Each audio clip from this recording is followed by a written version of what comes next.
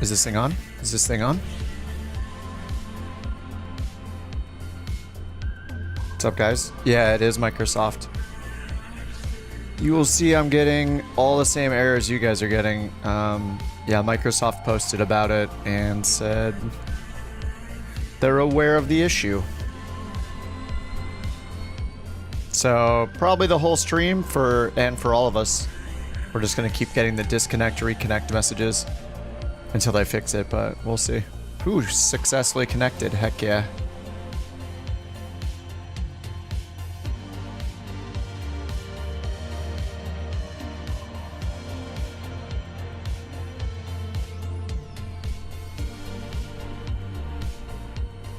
So yeah, if you guys are trying to start your sim right now, yeah, it's been happening for hours. Yeah, they finally posted something about it.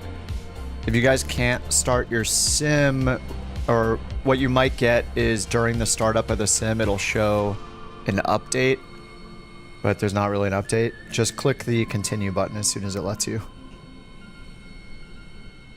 And then it should let the sim load up. Okay, today we are starting Jack's Around the World in 80 Flights tour.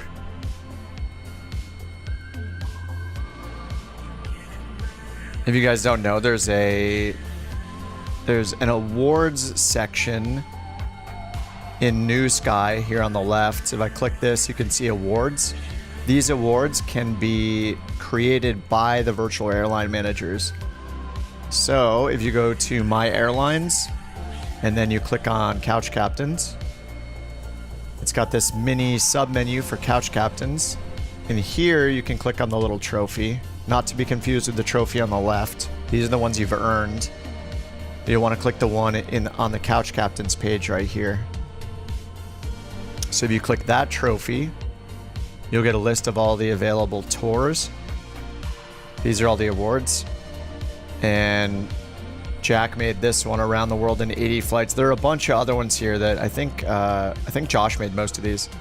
So there's a lot of them. Well, you know, there's like what, 7 or 8. So this is nice just because if you click into it, not only will you see like the description, you'll see the map, but this is it. Obviously you'll need to look at this to see what the next leg is. And then there's a convenient little plane button here, kind of like you see in the top, except this one will fill in the details of the leg for you.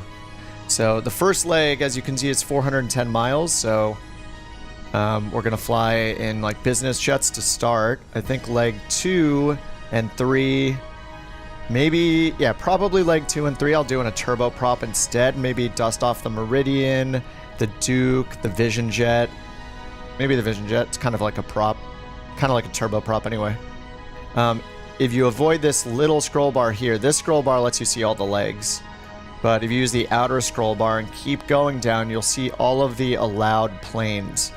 So there are no jets that are allowed, only business jets, GA, small and extra small. So it's up to you throughout the flight which type of plane you want to fly. If we get to the point where there's something you really want to fly that's not in there, we can add it. But it covers pretty much all the popular turbines, all the popular pistons, turbines, and small jets. So you had to uncheck the BBJ2 was counted as a business jet here earlier. And then even lower, you can see everybody's progress on it. So Dev is 87% through it. He's probably like, really? Now you guys are doing this? And I guess you can do them out of order, it looks like. Because Rock has one done here, leg 70. I'm surprised there aren't more of these that are done randomly. Anyway, we're going to start at leg 1. And if you happen to be watching this in the future, you can hop into New Sky and catch up by just doing whatever legs we've done on the stream. So I'm going to go ahead and hit the little plane here to start Chicago to Buffalo. Let's see, Chicago, I have the FS Dream Team scenery installed. I mean, we're only going to see it for a split second, but you know. And then Buffalo, I have the Any Scene scenery installed for that one. And I'm going to pick the CJ4. When you're choosing your aircraft, it can be a little tricky. You probably have to type the code of the plane. So the CJ4 is actually the C25C. For some reason, it doesn't let you search on the plane type description. I think if I type CJ4, it doesn't show it. See, it's kind of weird. So you have to type the type code of the plane most of the time, unless we put it in the name of the plane.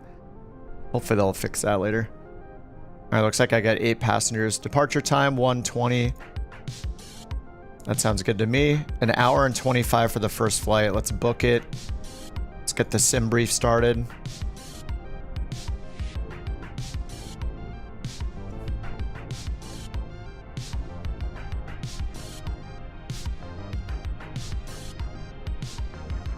Oh, and I forgot to thank Ben. Ben, thanks for joining the Couch Captains. He joined before the stream started, trying to be all incognito, and I caught it. He's not avoiding recognition. Thanks a lot, Ben. 80 legs today. Yeah, of course. Yes. All right, 8 passengers. CJ4. It's been a while since I've flown anything other than the Airbus and the 737, so here we go. I was gonna look for the cost index, but it's a CJ4. We don't have the cost index, right? Oh, cruise. Maximum. We just take this thing up to the barber poles every time.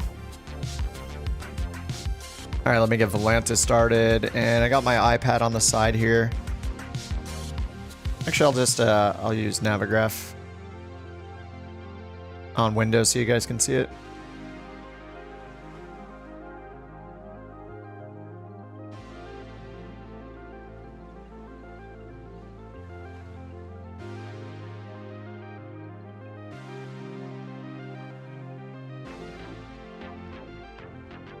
Departure time, I just left it at the normal time. It was like 15 minutes from now or something. 10 minutes from now. All right, let's load it in. Chicago to Buffalo. What is the weather like there? Okay, not very windy. 1 knot tailwind is recommended, I guess. 4 knot crosswind. Let's check the weather in Buffalo. A few clouds at 25,000, that's fine. Temperature 24. And here at Chicago, looks like we're gonna have a nice 9 knot headwind. 22 left is recommended or expected. And no weather and clear. All right, no departure and no arrival for my route. Let me grab the route, paste it in the chat. This is what SimBrief gave me. And Beyond ATC on the way. Get that going.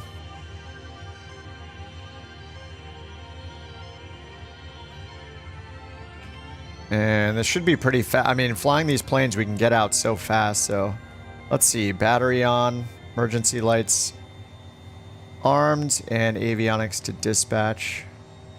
Standby display on.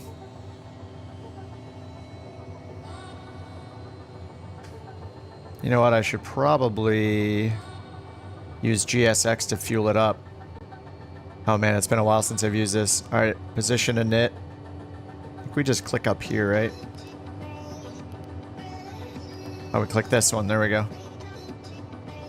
This display looks all squished for some reason. It looks so weird to me after looking at the Airbus and the 737 for so long. I'm gonna hit index and go to page 2 and get the GPU on so we can do our fueling and not worry about it. Clear the scratch pad. Settings. Ground power on.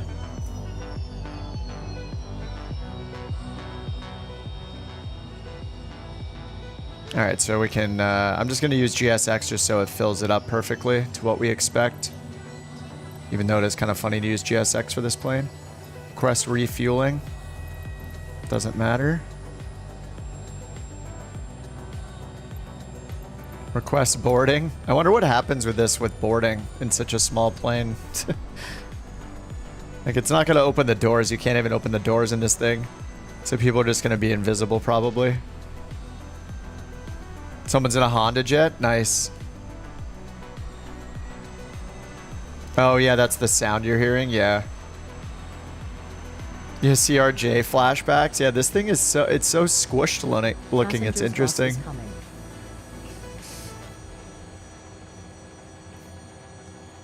It just looks so like, yeah, it looks like vertically squished, you know? And we'll set block fuel from SimBrief. GSX is definitely not meant for this, but... Open exit 5. Oh, there goes the fuel truck. I think it... Did it just set it automatically?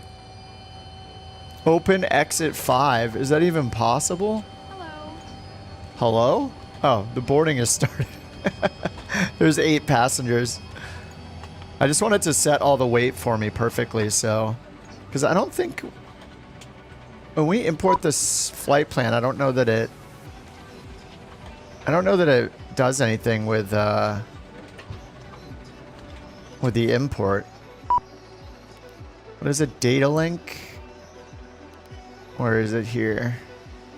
Route menu, that's right. Flight plan recall.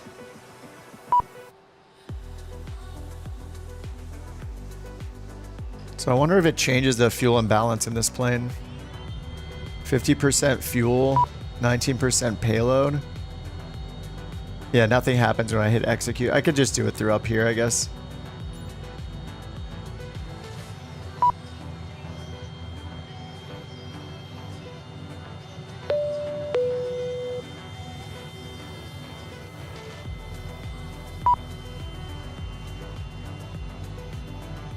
%50 fuel, 50% balance. What's nice is we have no departure, we have no SID, and we have no star, so. And it's been so long. This is gonna be a fun 80-leg journey we'll go on over the coming months because I'm gonna be hopping in a bunch of different planes. I'm definitely gonna be using, yeah, this, right? The CJ4, probably the Vision Jet, probably the Turbine Duke, probably the Piper Meridian, maybe the Grand Caravan at some point, mattering the leg. Open exit 5. I don't think I can do that. All right, GSX is a bad idea. I'm just going to turn this off. I don't even know why I tried, but we'll just do that. We'll just set it based on the SimBrief flight plan. So up here at the top, we'll just go by block fuel 2766 pounds. 2797, good enough. And then our payload, 1358 is the total payload.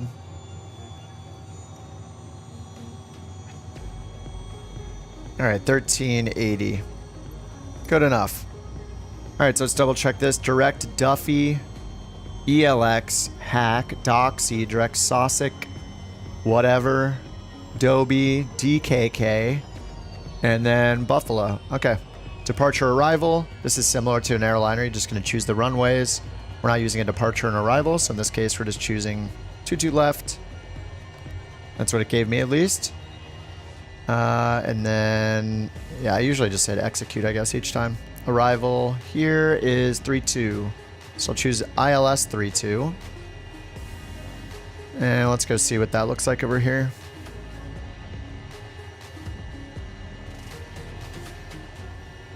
All right, ILS 32, we're going to be coming from the west, so missed approach fix is down here. There's an initial approach fix off to the east called Gee, or that's 33 GME, or we have Elma.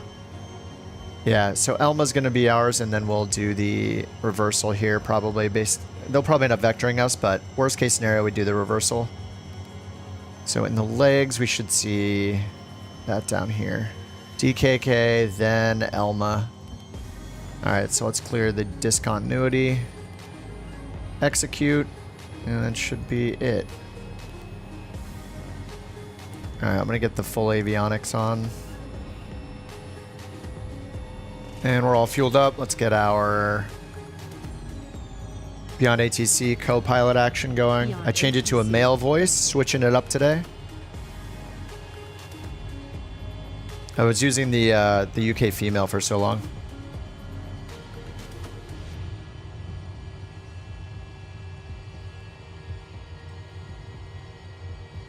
Oh, it has me as Colt 062 Bravo. How did that happen? CCX 062 Bravo. Oh, it just randomized the call sign, right? I didn't customize it. All right, get the IFR clearance and let's Colt get the engines 062 Bravo. Request IFR clearance to Buffalo Niagara ready to Airport. go. Colt 062 Bravo, O'Hare clearance, cleared to Buffalo Niagara Airport. Radar vectors Duffy, then is filed. Maintain 5,000. Expect flight level 450, 10 minutes after departure. Departure frequency 125.0. Squawk tree 220. All right, 5,000, 3220. Cleared to Buffalo Niagara Airport. Radar vectors Duffy, then is filed. Maintain 5,000. Expect flight level 450, 10 minutes after departure. Departure frequency 125.0. Squawk 3220, Colt 062 Bravo. All right, so over here I did 062 Bravo, read that correct. Contact tuning ground button and then put in the 134.15 ATC when ready code, for put in the push or start. transponder code right here. Ground 134.15 when ready. Colt 062. All right, then up here I got Bravo. 5,000 Have a set good for our day. selected altitude. We're gonna do runway heading to start because they're gonna give us vectors to Duffy.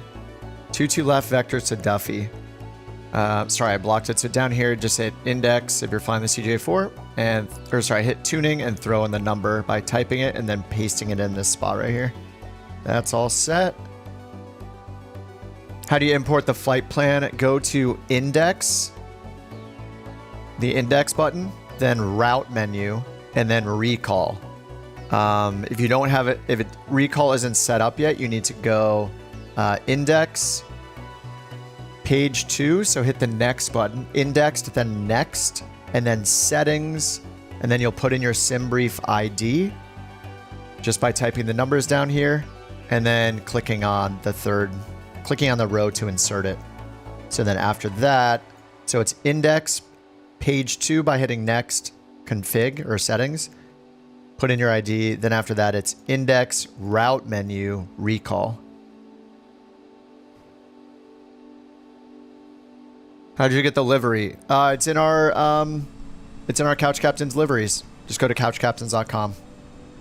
There's a that'll redirect to my website, and there's a link to a Google Drive with all the liveries. Chase made some new ones.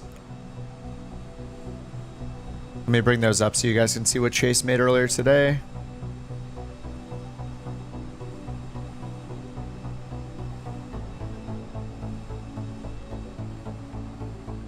The name of it in SimBrief?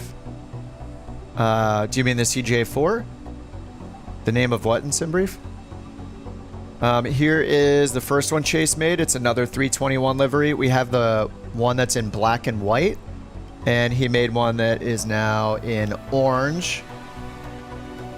Looks like this.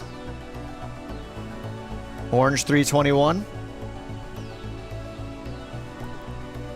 The CJ4 is the C25C in the aircraft list, if that's what you mean. And then here's the second one, another A319. We have the greenish blue one, so he's made a purple one. Love it. More CJ4 liveries. Chef's kiss. This would be amazing if you did the entire trip in a Vision Jet. The problem is that on some of these legs, like this first leg is 400 miles. So on this leg, I want to be faster, but I'll probably fly the Vision Jet a bunch. I'll probably get in the Meridian, maybe the Beechcraft Duke, maybe the piston or the turbine, maybe both. I think it's going to be fun to just switch it up. Speaking of switching things up, I got a little extension for my Virpil throttle, so it's finally laying flat instead of vertically. So I'm going to actually push my throttle forward instead of like pulling it up. So it's pretty much positioned like this, but a bit more flat than that. So yeah, it'll take a little getting used to. More ergonomic for sure.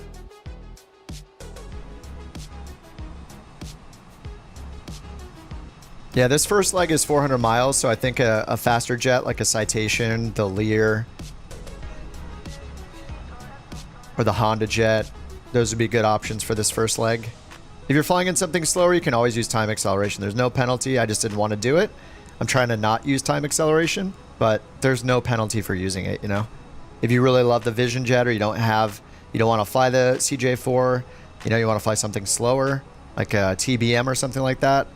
TBM's still plenty fast, and if you go 2x speed, you can probably catch up. 319, unfortunately, is not eligible if you're doing the challenge, because when Jack made the challenge, he restricted it to certain planes. So the biggest plane, the fastest planes we can fly are business jets. So it's like pretty much like a Cessna, like a 172 up to the longitude. Nothing bigger than the longitude. The ATR's in there too, but it's slow. You know, it goes like 300 knots or 280 or something like that. You have a song with the same synth melody, same intro melody? Uh-oh. Keep posting screenshots of them around the world.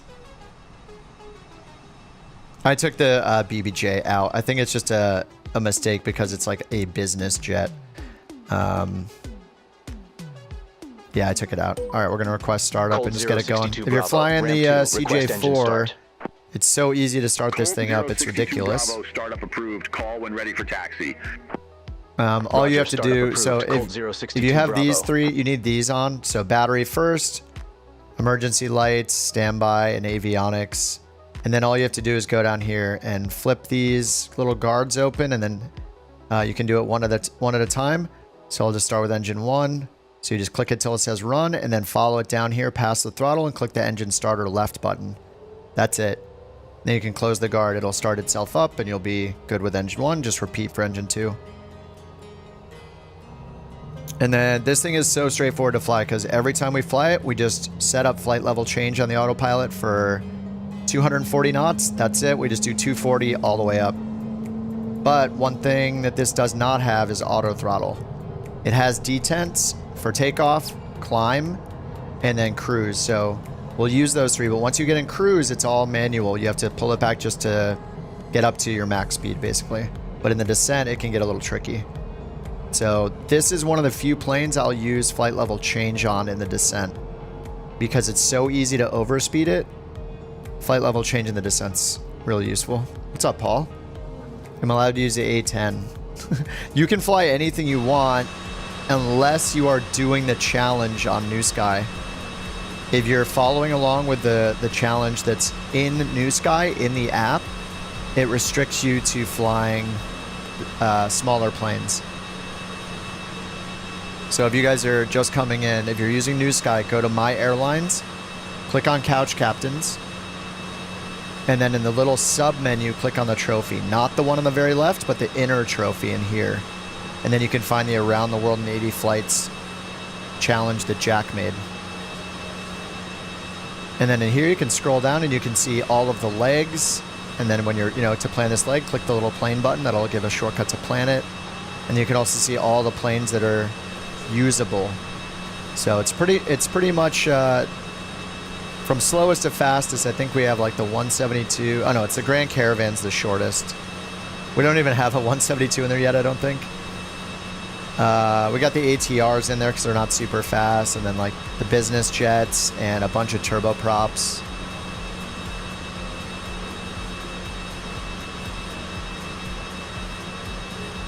Alright, so that engine is good. I'm just going to hit run and start on the right engine.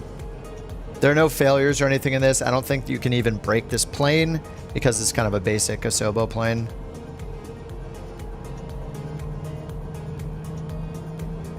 Alright, then we'll set up the autopilot.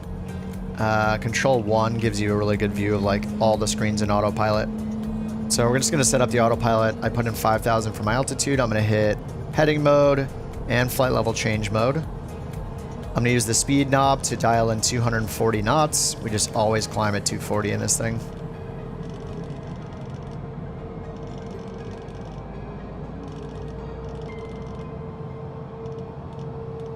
Alright, 240 is set. And then for heading, we're just going to do runway heading because they're going to vector us.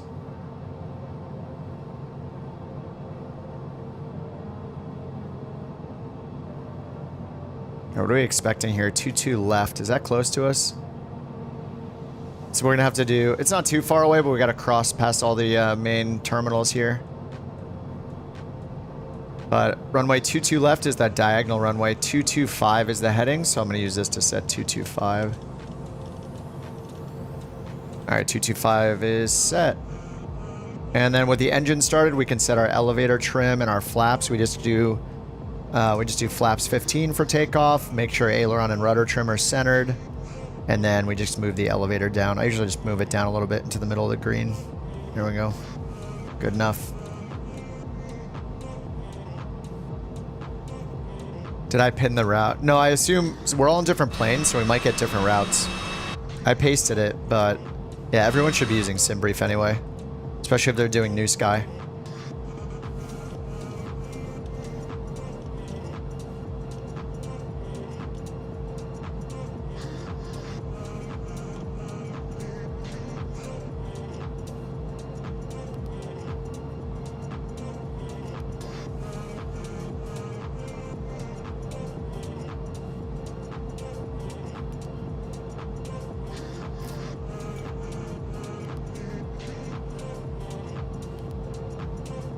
Oh yeah, we have takeoff performance stuff in this, don't we? Okay. Can I fill this in automatically? No. I don't know if I've used this before. Maybe I did. Maybe I have back when I was flying this more. Alright, I'll put this in just for fun. 220 at 9 for the winds. Outside air temperature. Oh yeah, this is just reference, it says. So it's just going to give us our runway length required and the runway wind. 3.2 for the temperature. And we know the QNH already, 3001. Oh, it puts that in automatically. So yeah, we have our pressure, altitude, runway length required. So if I put in 99, invalid.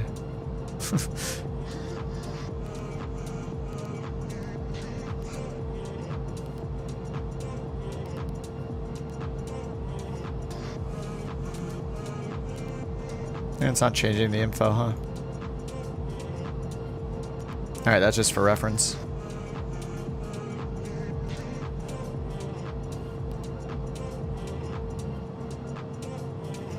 Alright, I think I've delayed long enough. Let's get taxi and get out of here. Bravo. Request taxi. Make sure you start the flight New Sky. What's up, Zach? Colt 062 Bravo, runway What's up, 22 Ken? left, Yeah, we're taxi via starting Papa the Papa. 80 leg around the world challenge that Jack Runway made for the 22 left, VA. taxi via Papa Papa.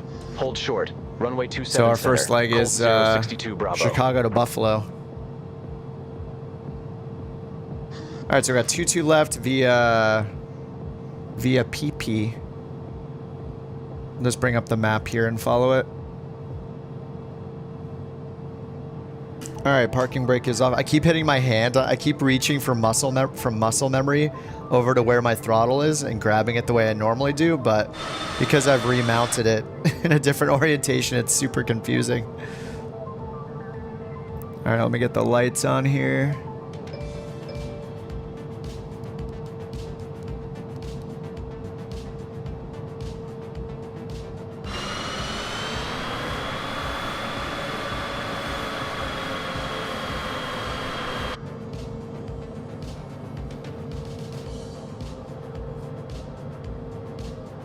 What's up, newbie?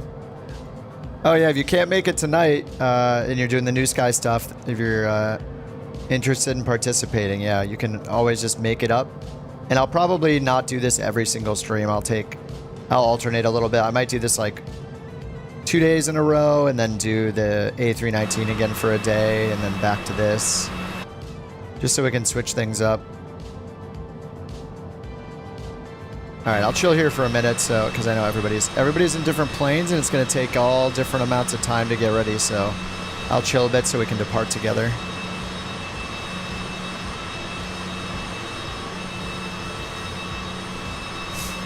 What's up, Kyle? Do the entire route in a Vision Jet and get your type rating. Yeah, that's a good idea. Yeah, you might just need to, like, at least for these super long legs, this is like, I don't know how many of the legs are this long, but Oh my god, Tim's back. Holy crap. Tim, where have you been? Dude. I was just talking about you the other day. Where did you say hi? Where was your first message? Did I miss it? Oh, I see. Oh, I see. You said, do I have the TBM 850? You guys added so much stuff in the last 2 weeks. Dude, sorry, I didn't see your other messages. I was heads down in the CJ4. I do have the TBM 850, yeah. Dude, Tim, it's been a while, man. Welcome back. We have, since you've left, we have achieved the #1 spot. Nobody else knows they're competing with us, but just yesterday, we took #1. We're very proud of this. We've been super active, as you can see. Almost 1,500 flights in 30 days is insane. That's 50 flights a day. And our rating is just stellar. It's been awesome.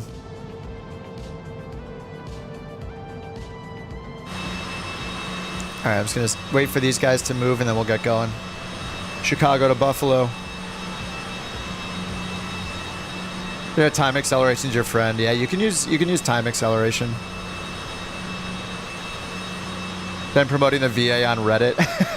Nice. I mean, I hope that we're like, I want to keep the VA.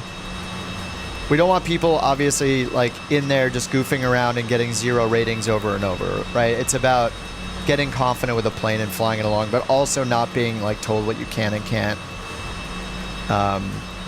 fly or try, or, you know,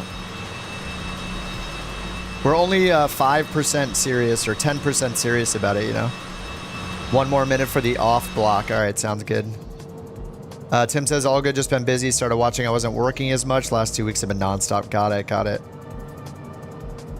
Well, good to see you, man. I was worried that something had happened, or... Glad to hear you're just busy. All right, we're following Peepee right now.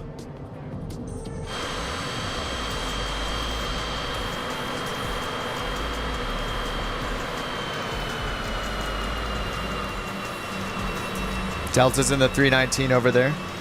In case you guys missed it, there's another new Airbus 319 livery by Chase.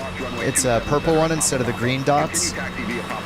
And there's another one for the 321 as well. Cross runway 27 center at Papa. He's been a continue taxi via He's been a busy man. Hold short runway 9 right. But those are available on the Bravo. just go to couchcaptains.com, click the Google Drive link, and Chase continues to make awesome liveries for us.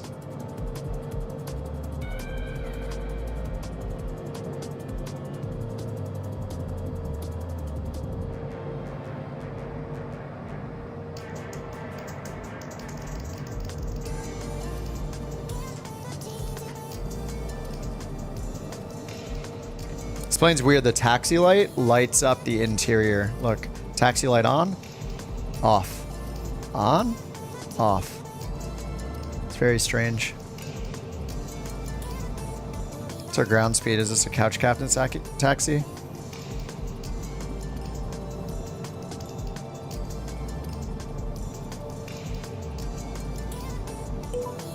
Colt 062 Bravo, holding short 9er right. Colt 062 Bravo, cross runway 9er right at Papa Papa. Continue taxi via Papa Papa Bravo, Echo Echo November Victor. All right, easy enough. Cross runway 9er right at Papa Papa. I forgot to Continue turn taxi climate via control Papa on Papa down Bravo. here. Echo Echo November Victor Colt 062 And we got pitot Bravo. heat down here to turn on as well. Where's my ground speed? Thought it was normally at the bottom of the second display. Oh, I see on the third display, 21.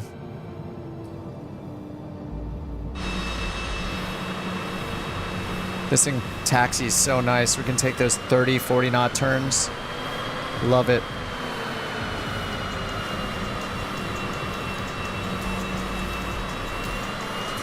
We got to get past all these terminals, so high-speed taxi for the win. We can go up 40 knots is a safe speed. I think we can go up to 50.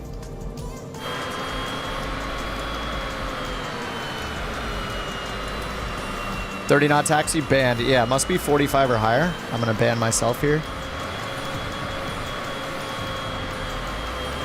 Good timing with the shuttle, with the little tram.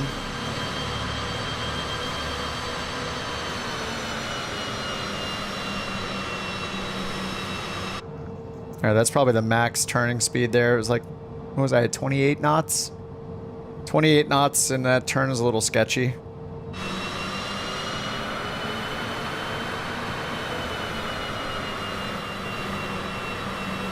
Is Philly a stop? I'm not sure.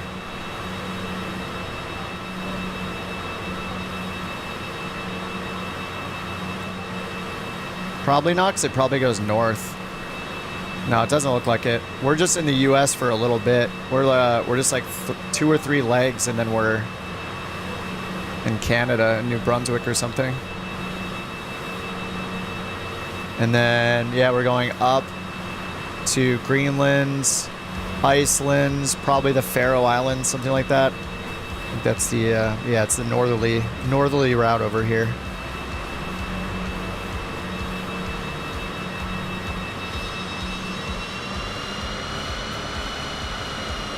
His flight sim working out. I haven't, yeah, the online offline notification is happening to lots of us. If you're just loading the sim, just wait until you can hit the continue button. As soon as you're able to hit continue, just hit it and it will let you in. You'll just continue getting the online offline errors, but it doesn't seem to be kicking us off or anything. Just at your route, final route south of the equator. Your last Asia trip will be in October. Then they're going to have you servicing US and Europe with newer pilots till the end. Sad face.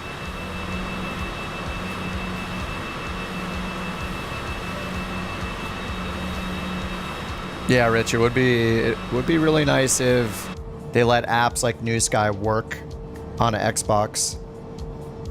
That would be insane for 2024. I don't think they've said anything about it though, so...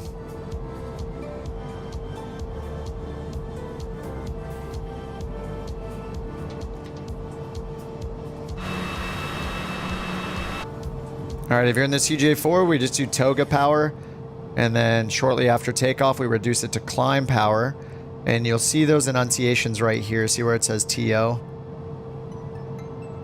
Just remember that it doesn't have auto throttle, so on our climb, it's going to... Colt 062 Bravo, it's going to pitch for your set speed here when you turn autopilot on a 240, so that's like your auto throttle. But if you level off, then you're gonna have to pull the throttle way back into cruise. You missed the stream? No, you didn't. It's just starting. You didn't miss anything. How long's the first leg? It's like 400 miles. It's a pretty long one, which is why we are in the CJ4 right now. But leg 2, I might switch to Vision Jet or maybe even Turbine Duke or Meridian. Yeah, some of you guys had said like, this is a good chance doing this to get a type rating. Like if you want to fly just one plane the whole time, you can. You just might need to use some time acceleration if it's slower, if you want to catch up to everyone, but...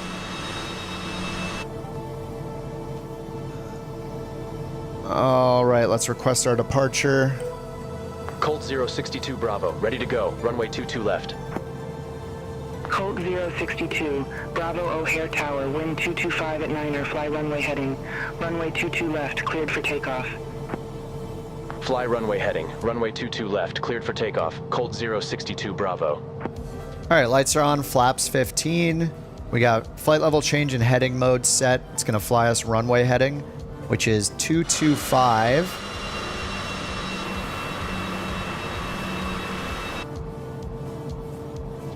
Little baby CJ4.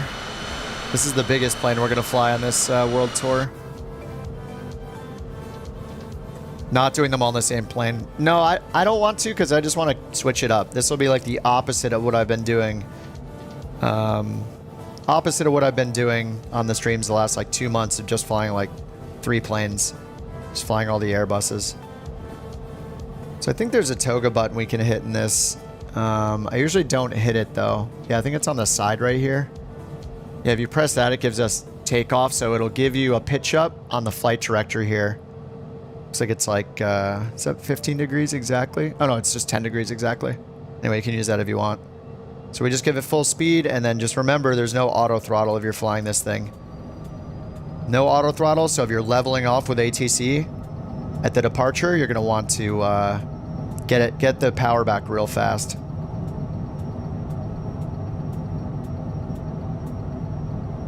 Oh, I didn't do my takeoff performance, did I?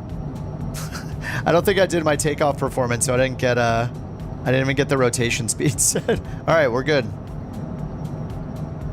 All right, gear up.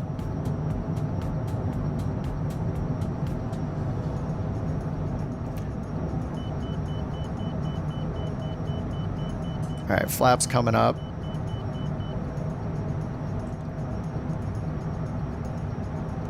I'm just trimming this by hand. Bravo, contact Chicago departure. I forgot you do. I'm gonna get autopilot on. Chicago departure, Colt 062 Bravo. And I'm gonna get ready with the auto throttle. So pulling auto throttle back till we see Chicago, climb. You'll Colt see the climb 062 detents Bravo, right here 2100. when you get in them. Colt 062 Bravo, Chicago departure, radar contact, climb and maintain Nice. flight level 190. All right, 190. Climb and Beautiful. So we maintain don't have to flight worry about level our throttle. We'll leave it in 190, climb. Colt 062 Bravo. Colt 062 Bravo, turn left, heading 075. All right, Turn left, heading 075. 075, Colt 062 Bravo. And heading mode. 075. Flaps up, gear up. Pitot heat. I didn't show you guys the pitot heat if you're flying this, but it's right down here. It's probably showing you a warning for that. Yeah, I forgot we do have the takeoff calculator in this under performance.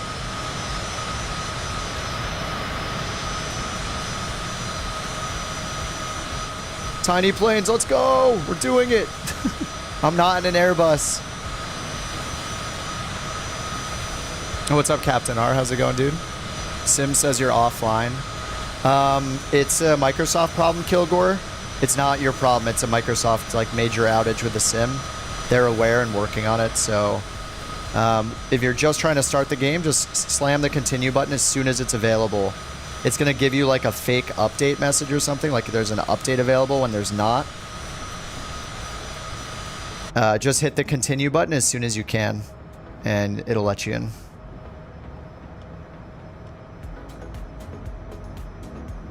All right, coming up on 10,000 already. Got the landing lights off and taxi light off. Seatbelts off. We're still in the climb detent, but once we get to cruise, we have to pull it back and set it up manually.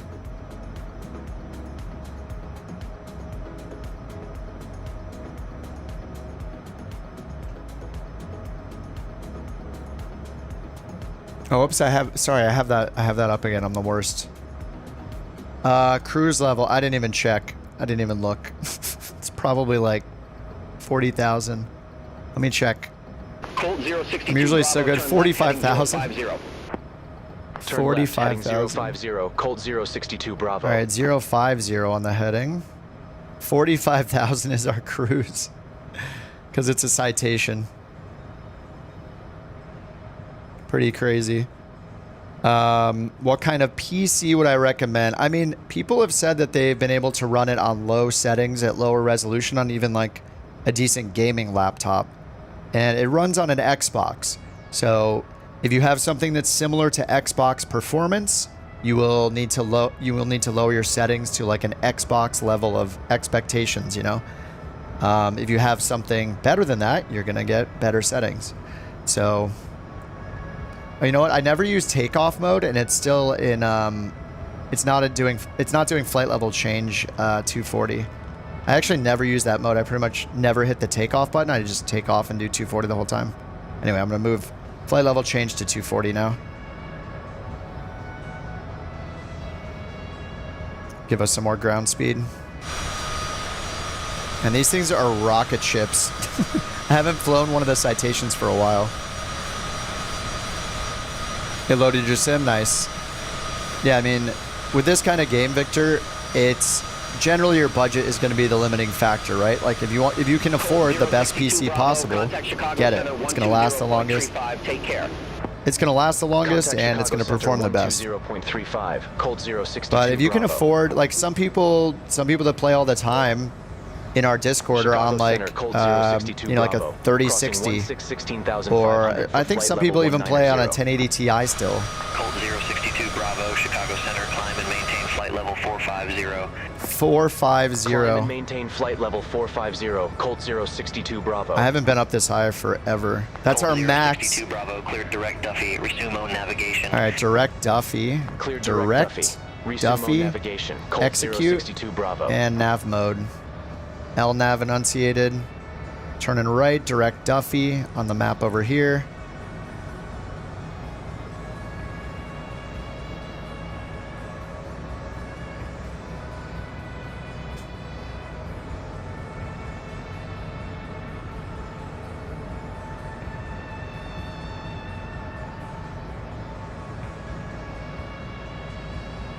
Just bringing up my, I got my tablet on the side here.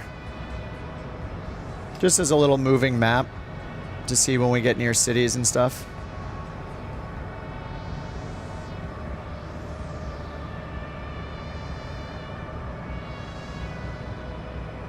All right, there we go. All set.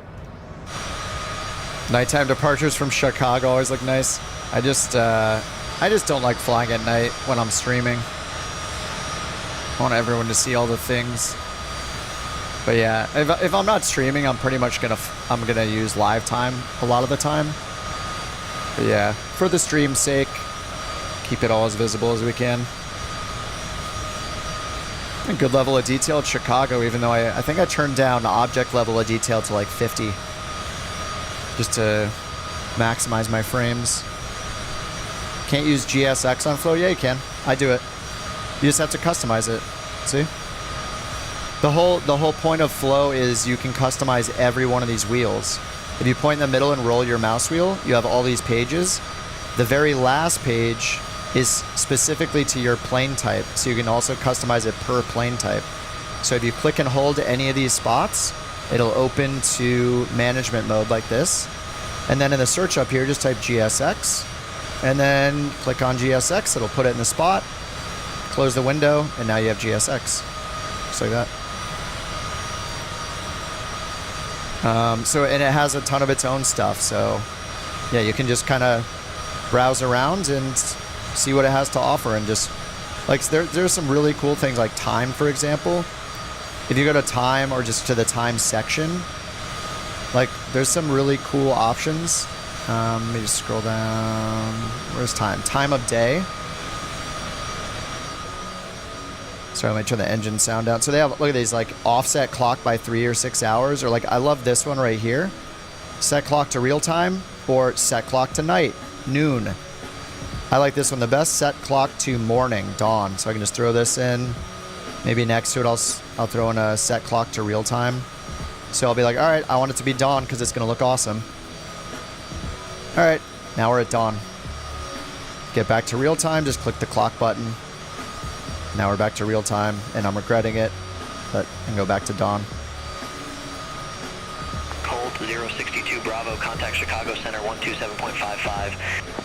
Flow isn't the best with Xbox. I heard that Flow is supposed to be like incredible for Xbox because you only have so many button combinations you can hit on an Xbox controller. Like if you're using a keyboard on your Xbox, that's one thing, but with somebody, if somebody's just using a controller, they can't make these shortcuts because there are only so many button combinations.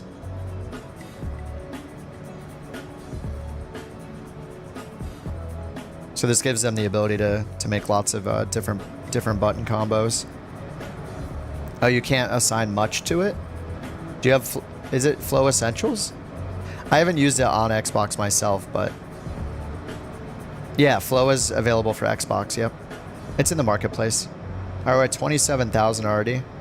I didn't get standard altimeter. Is it yelling at me? It is. All right, you have to right-click the barrow knob up here for standard. How much is it? Is it like 15 or 25? I think it's like 15 maybe. Yeah, $15 US.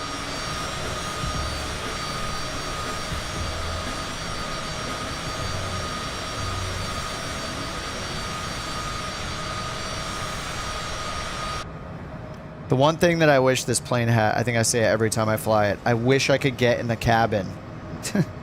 Oh, wait. Hold on. Didn't, wait, who taught, was it JJ that taught me how to pop out of the seat? Can I do that to get back in the cabin, I wonder? Oh, let me try that. There's this like camera hack that JJ, I think it was JJ said. So what was it? You go to cockpit, then you go to co-pilot. Let me see here.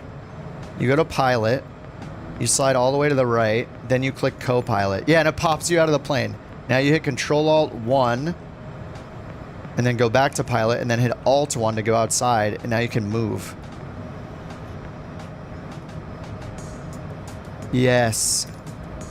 Can I get back inside back here? I can! Oh my god! Yes! Holy crap, I've been wanting to do this in the CJ4 for so long.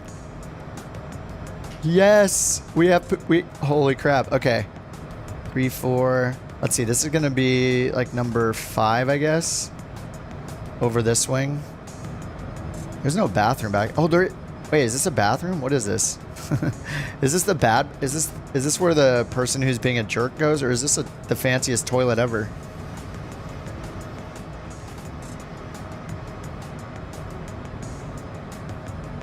I forgot we can get these views now because of this trick. This one trick. So I'll set this to number 1 as a wing view, and this one number 2 as the other wing view. And we'll get some seat views going.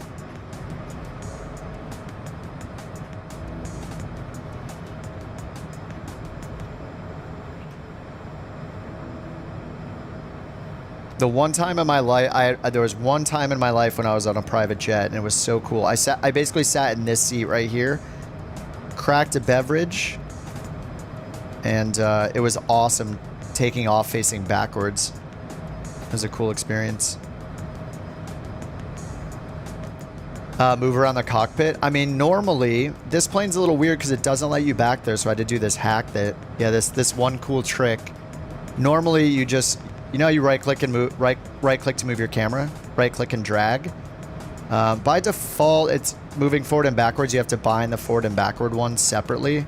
But by default, just using your 4 arrow keys, you can slide to the side. So you just basically shimmy your way into the back like this.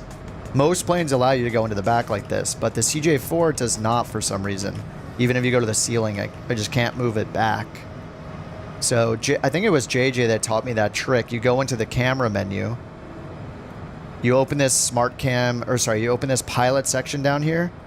You click pilot. Actually, you go up, reset is the best thing to do first. Reset. Then you hold the right arrow key to go all the way over here. Then you click co-pilot and it pops you out. Now, while you're outside here, you instantly set one of your custom cameras. So like Control-Alt-1. And then you can reset. And then now when I hit Control-Alt-9 for mine. So if I hit Alt-9, it'll bring me out here. Now I can just do the same thing with the arrow keys. I'm just popped out. And this is like a way to get back into this cabin too, which you normally can't get into. So now we just have this cool cabin view we can do. See, now once I move up here, I'm stuck. I can't get back now. Anyway, I think that was a JJ tips and tricks. We're already at 36,000 feet.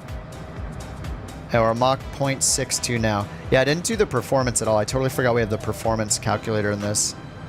And I think I went in here for takeoff. But yeah, I didn't go to the next page, which is why we didn't get a...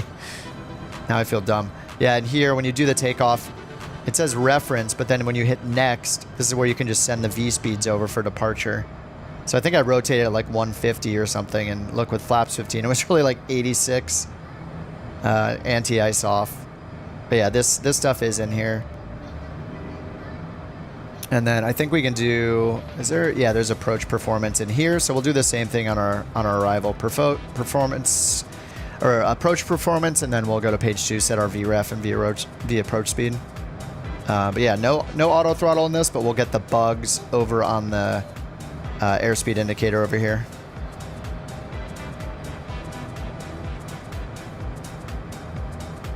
I don't know if this shows any climb recommendations or not, actually. Okay, yeah. VNAV climb, target speed 0.64. So I just changed that. 0.64. 250 knots. Once we got up, we were at more like 0.62. So if you want to follow the rules for that thing, I guess you would up it to 0.64. All right, we're at 38,000.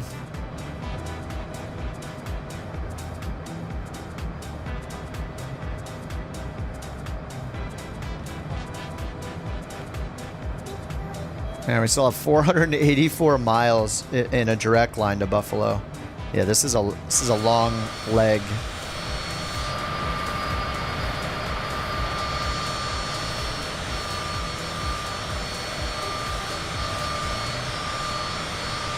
Standard mouse? Yeah, I just have like a Naga Trinity. But yeah, I just have 2 thumb buttons on my left thumb, and then yeah, just two buttons on top, a mouse wheel. Pretty standard. This mouse does let you put on the like World of Warcraft style like 12 thumb button attachment. It's kind of nice because you just pop it off magnetically, and then you can pop on a wheel that has like 7 buttons, I think, in a circular format, or you can put on one that has like 12 thumb buttons. So that can be useful for flight sim for sure. I just have the simple 2 thumb button attachment on it.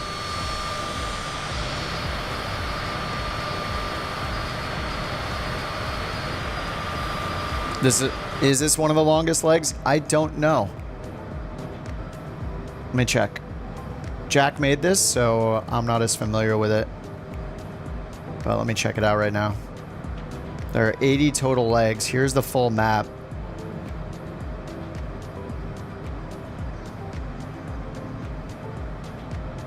Yeah, we go straight up into Canada.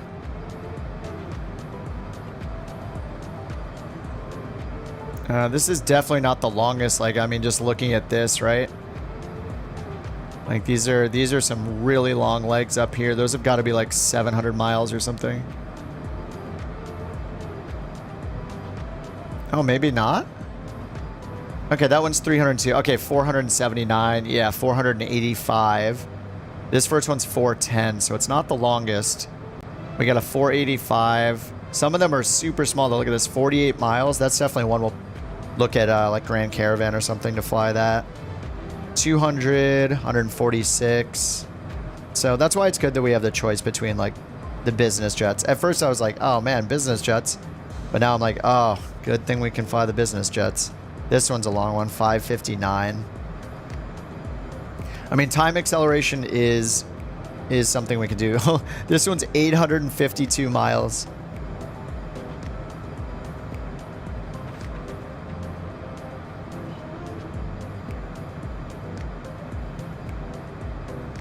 Oh yeah, Comanche.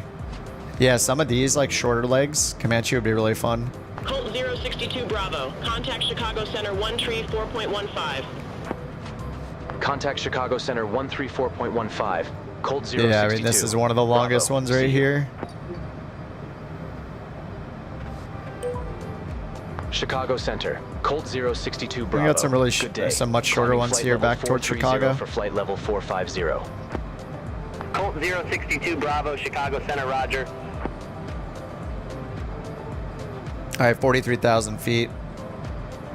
175 indicated.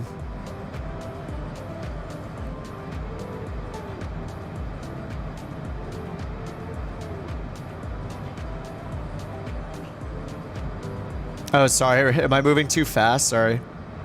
I use I use all the control shortcuts a lot, so I don't have them memorized completely for this plane, but I know one gives us our whole autopilot panel and the 2 screens, so and then if we hit, I know control 3 will get me down to the CDU, or the FMS. So those are the most important because we're going to use those the most. Thankfully, like, this default view is really good. Like, you can hit the whole autopilot section just from here. Pretty much see everything you need. All right, we're leveling off. So you guys that are in the CJ4, once you level off, you're going to want to pull back your throttle a little bit, at least into the cruise section. So it's just below the climb detent. Then you'll see CRU shown here on the N1 gauge. And we pretty much just run it up to the barber pole. I don't know actually if... I guess I could look at SimBrief and see what it expects us to be cruising at. Let's see, what's the wind factor? It's pretty neutral. Average wind is +1, so we'll, over the course of the whole flight, we'll have like a net 1 knot tailwind. 450, and then I think I can go here and see our Mach number that's expected after top of climb. 0.73. Yeah, it's expecting us to cruise at 0.73, 0.74, 0.78. Looks like 0.78 is our max speed. Oh, that's on the descent, isn't it? That's after the top of descent. So like Mach 0.73 looks to be like the target speed. So you just have to watch the barber pole here and just make sure you don't get up into it. So I'm going to pull these back into cruise, and we can just run it up as high as we possibly can. See if we can get Mach 0.73 going. I'm going to try to even these numbers out here. There we go. Oh. Almost. What's up, What's up, Ian? You're CJ... What are you in, the CJ4? Delta's getting smoked by the business jets. Yeah, where's Delta at? I don't know. I think he... Did he depart before me? Oh, he's right in front of me. He's at 32,000, but he's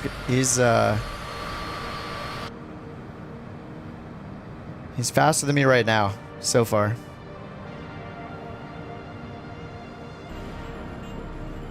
Why do they go to Mach? Oh man, I don't know if I know offhand. I'd have to Google it. It has something to do with basically when you get up to certain speeds, it's more I'd have to Google it. It's just something to do with physics and like aerodynamics. Like, because at this height, we're not counting, like, our indicated speed means pretty much nothing. I mean, it doesn't mean nothing. But our indicated speed doesn't indicate how fast we're going because the air is so thin. So the amount of actual air entering the pitot tube to measure our speed is less and less and less. So once you get up to a certain height, you want to, like, we'll tend to like look at the ground speed, but the Mach becomes kind of our target airspeed instead. But yeah, it has something to do with at a certain altitude. I mean, knots, like, we wouldn't do miles per hour or kilometers per hour. We do knots, which is, you know, a nautical mile. It's like how do you explain a knot either? Is it 60 knots is a mile a minute, but in air travel?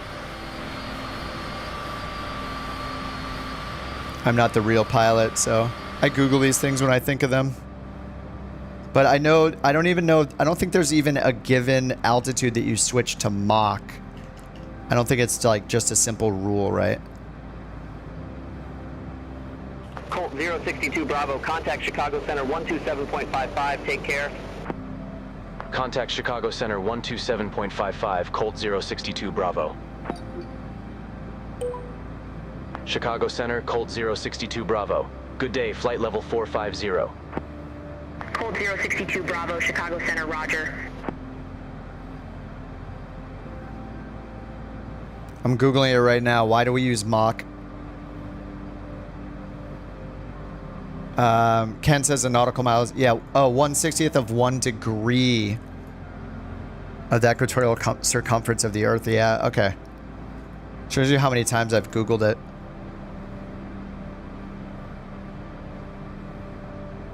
Yeah, why do we change from IAS to Mach? Is just because, yeah, it says at low altitude, speed of sound is so high the aircraft is most limited by indicated airspeed, but higher, the speed of sound is lower. So the aircraft is limited by Mach 062 number. Bravo, contact Cleveland Center 120.45. Have a good day. Yeah, when the plane does it for you, yeah. Contact Cleveland Center 120.45, Colt 062 Bravo. What's up, Connor? Cleveland Center Colt Is using 062 VATSIM while on Bravo, New Sky flight a level bad 450. idea? Or does it pick up on frequency changes? Cleveland Center, Roger. New Sky is more like using Volanta, so they're totally separate. When you're using New Sky, New Sky is almost just like using Volanta, where it just tracks your plane and it gives you a score based on your landing, and it'll help you find routes. So you can use graded on frequency change. No, New Sky doesn't have anything to do with ATC. No, it only has to do with your performance in the plane as a pilot, and in terms of like hitting your departure time. So it's just about, not overspeeding. It's just all the telemetry for the plane. So you're avoiding low G-forces, not overspeeding, not stalling, not having a too hard of a landing, too long of a landing, off center line landing, and loading up the number of passengers and cargo you're required to take on the flight. So yeah, it has nothing to do with ATC, so you can use whatever you want. You could use VATSIM. I'm using Beyond ATC. You could use no ATC. Oh yeah, that's a good point, Nick. Yeah, it does count the altimeter readings, but there's some sort of threshold there. So yeah, one of the things is it'll track that you're using the right altimeter setting, but there's some kind of margin of error there. I don't know exactly what it is. It's probably in their wiki. But they will detect if, say, you get up to flight level 450 and you're still on local altimeter setting, you'll be technically flying like, 1,000 or more feet potentially off your actual intended altitude or assigned altitude. Oh, plus or minus 2 millibars, says Null. So yeah, but the chance that you're going to get, I don't know, the chance that you're going to get a huge difference from VATSIM compared to, like, I've been using Beyond ATC with it, or just using the Microsoft one, and I'm guessing, I'm not sure what New Sky uses, whether it uses the Microsoft Flight Sim reported one or it uses like a real world METAR for its source. But yeah, as long as you're setting your altimeter correctly, you're gonna want to set it correctly for VATSIM if you're using VATSIM. All right, I gotta start pulling my cruise back. I'm getting into the red.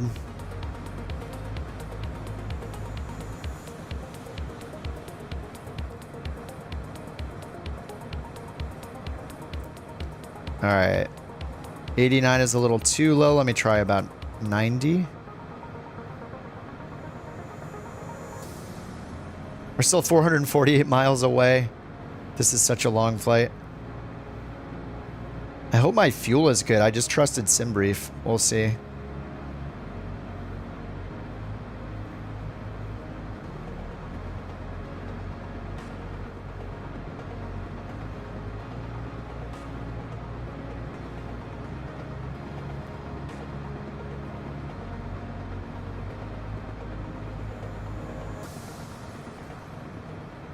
All right, let me get 92 on the left engine.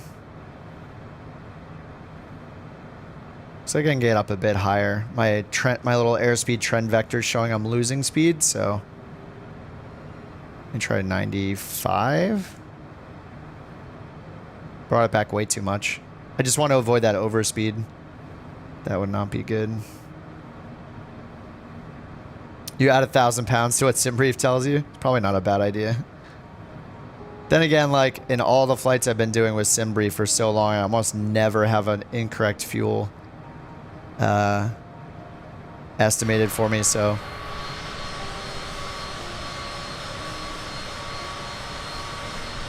All right, let's see how the map looks. I always love looking at the map when we're all flying at once. The New Sky map. Beautiful. Looks like a couple people just took off. And I am sure... Oh, it's Crisp out front. I thought it was going to be Josh out front.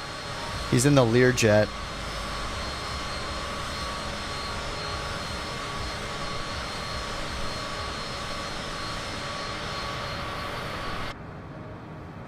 Streams are as entertaining as television. Maybe you're watching the wrong channel now. I recommend Kitchen Nightmares reruns on free Samsung TV that you don't have to pay for. That's a classic. It's a good one.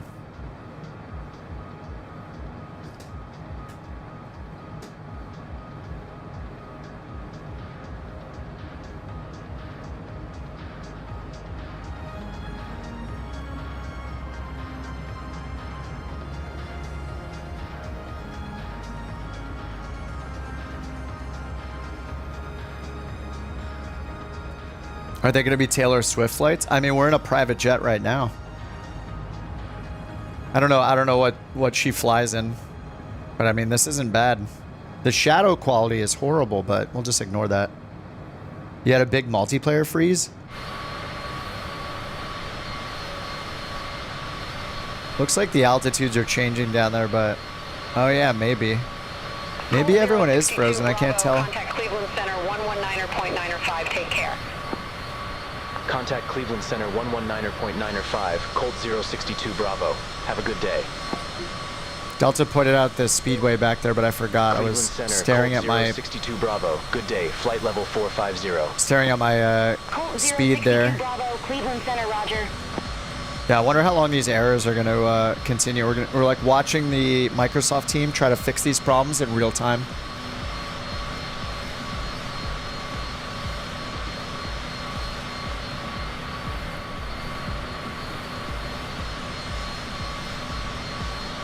Oh, I just got dusted by a longitude.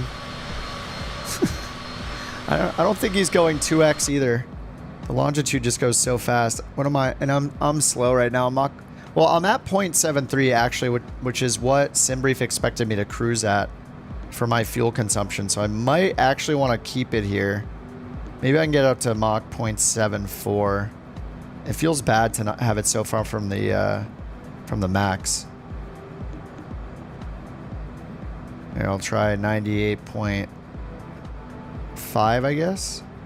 I'll try to sync up the left one. There we go. It's pretty close.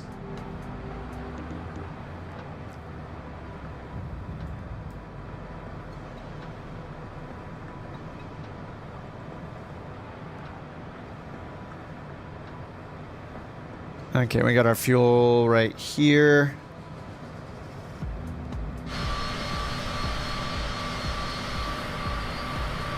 What's up, Jim? Group's getting big. Excellent. More Couch Captains. We cover the New Sky map.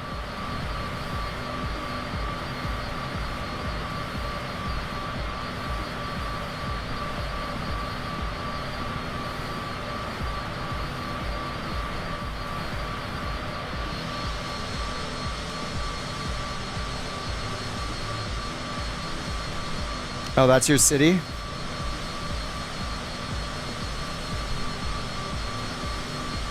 Windsor, Ontario. We're getting the true tour here from Delta, calling out the cities for us. My map's showing Ann Arbor right here.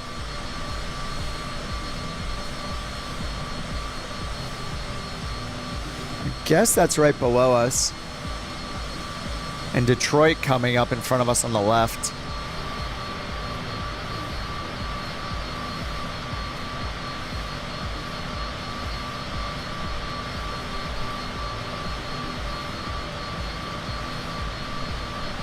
I mean, this is pretty much starting Detroit. Detroit, I think, is like right around here all the way to the water. And then on the other side of it as well. I'm trying to think of... I've been to like Chicago maybe twice in my life. I don't think I've ever been to Detroit. I don't know if I've ever been... Yeah, I've never been to Detroit. Yeah, we're in Michigan, yeah. Yeah, we're going to fly right over Detroit. It is coming up. And I think I could turn on the airport marker here too. It's probably in lower menu. Yeah, lower menu overlays.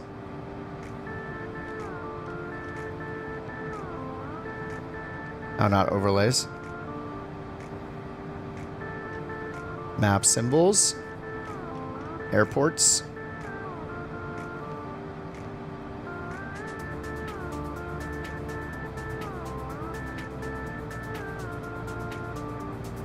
hard to see. It's in the map mode by default.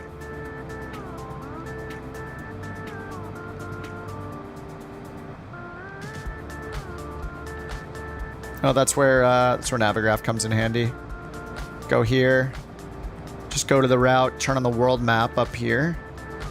There we go. And zoom it in. And then you can turn off, you could like turn off the airports if you want, turn on cities instead.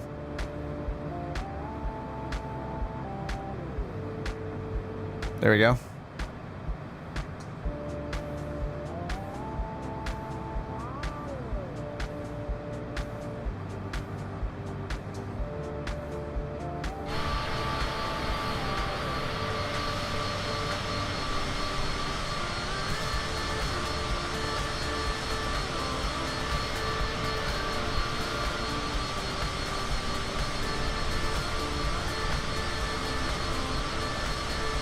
Yeah,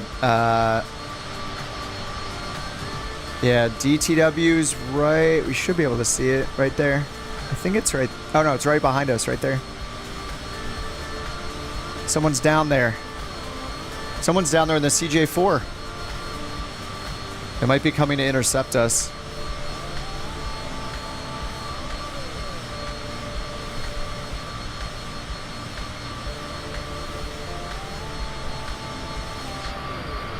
Yeah, we're about to cross into Canada, aren't we? And then are we going to cross... Yeah, we're going to cross the border here into Ontario and then leave the airspace just to land at Buffalo. Colt 062 Bravo, contact Cleveland Center 127.7. Contact Cleveland Center 127.7. All right, top of descent in this, luckily, if you guys are flying the CJ4, if you don't see the top Cleveland of descent... Center, Colt 062 Bravo, good day. Let's see, I think it's one of these memory buttons down here, I believe, might have it pre-configured. Okay, memory 1 gives us the kind of the arc view. Memory 2, okay, it's giving us like electrical information and oxygen, hydraulics, and fuel. Contact Toronto Center 134.375. Okay, so it doesn't have it by default. So have a good one. On memory 1 or any of those memory ones, just pick the one you like and then we'll modify it. All you have to do is go down to the CDU down here. Bravo, Toronto Center, radar contact. And then you can just click on, let's see, is it display menu? Yeah, you just click on display menu right here. And then make sure you're choosing which side you want, either the pilot side or the FO side, left or right here.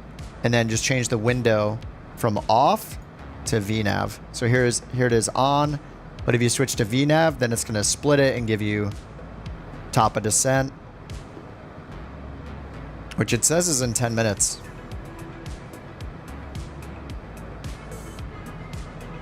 And that's going to be based on what we have down here. So I do have the ILS 32 set for Elma. So yeah, it says our top of descent's in 10 minutes. This does have VNAV, but because it doesn't have auto throttle, we're going to have to manage the throttle ourselves. And I usually do that just by using flight level change as like a poor man's auto throttle. And normally we use like... Actually, sorry, we'll just use VNAV.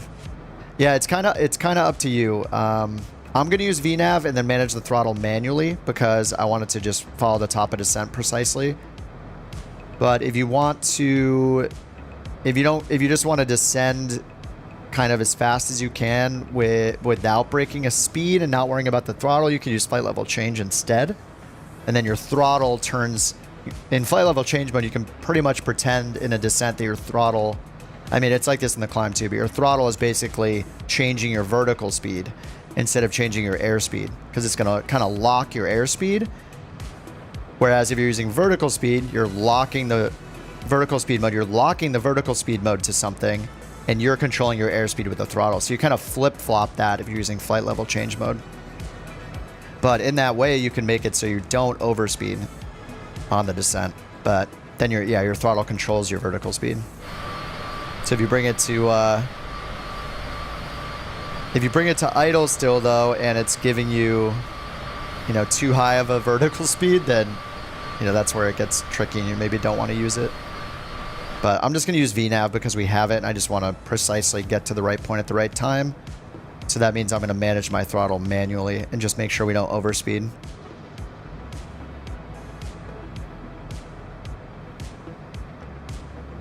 It's interesting, in flying the airliners for a bit, like I used to always go to a north-up map from using all the Garmin stuff. But now that I've been flying the airliners so much, now I'm used to this kind of map over here. Do we have this? Oh, we have this map over here too, yeah. So you can hit the format button up here. This is pretty much the controls for the left screen. And then for the right one, they're down below instead. You have a little stick here and stuff. But I like this like kind of arc view better now. But I could do that and get the best of both worlds. And over here on the right side, click on lower menu and change this using this knob. Oops.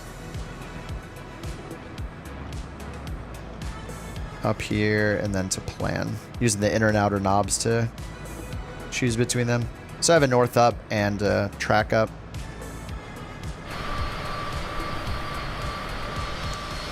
We're flying a Buffalo for leg 1. Leg 1 is 400 miles, so we hopped in some fast boys for leg 1.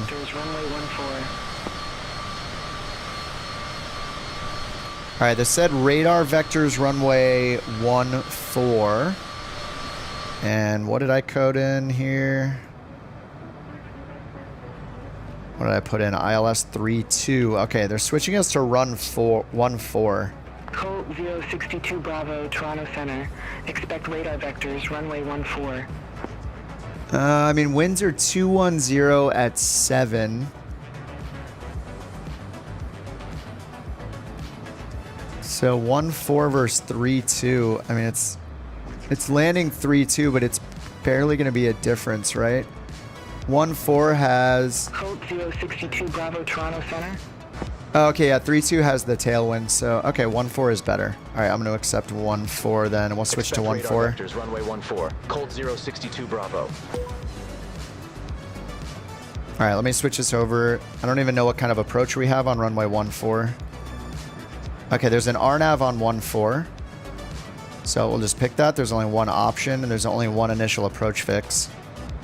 So I'll pick that, and they're going to vector us anyway, so I'm just going to... Just so I have it if I need it. Okay, discontinuity, clear, execute, top of descent, 4 minutes, 25 miles. All right, so let's bring up the 1-4 over here. Yeah, I guess 1-4 is accurate now. Oh, it says 3-2 not used. Why is it picking 3-2? Okay, let's choose 1-4. Okay, there we go, and then we'll choose the RNAV 1-4. And there's only one initial approach fix.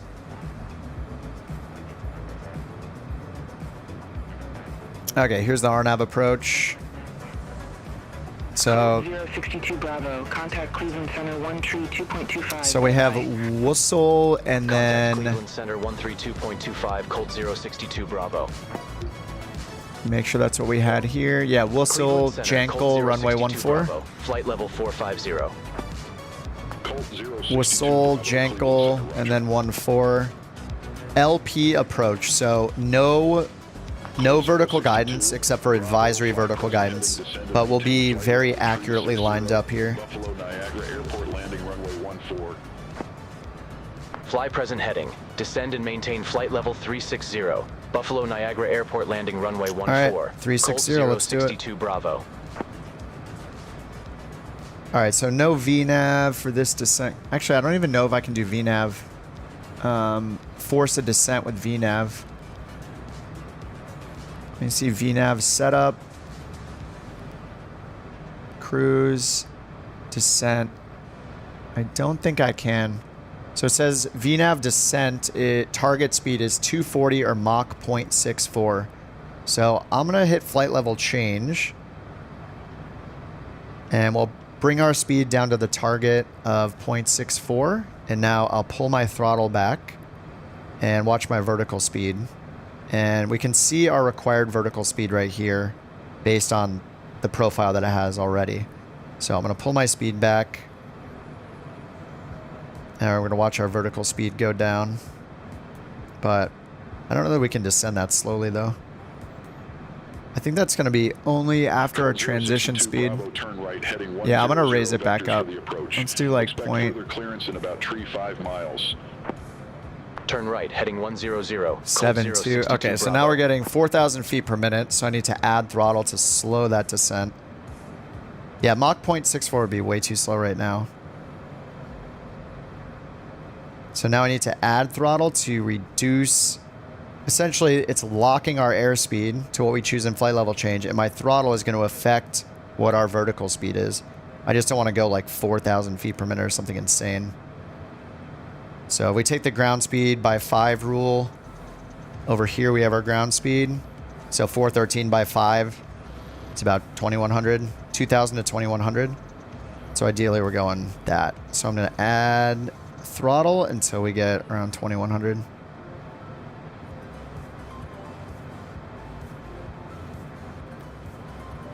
Anyway, with at least with flight level change mode, we're sure we're not going to overspeed by accident. But the opposite would be we could just use good old vertical speed mode. So we could hit vertical speed, change it to 2,000 or so feet per minute using the wheel. Maybe I'll do like 2,400. And since now we're locked in the vertical speed mode, we have to manage our throttle, make sure we don't overspeed.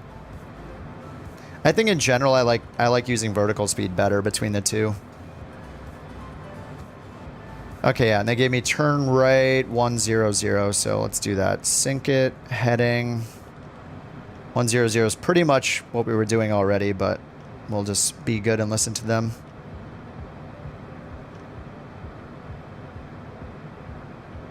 All right, so we're just watching our airspeed. I can give it more power.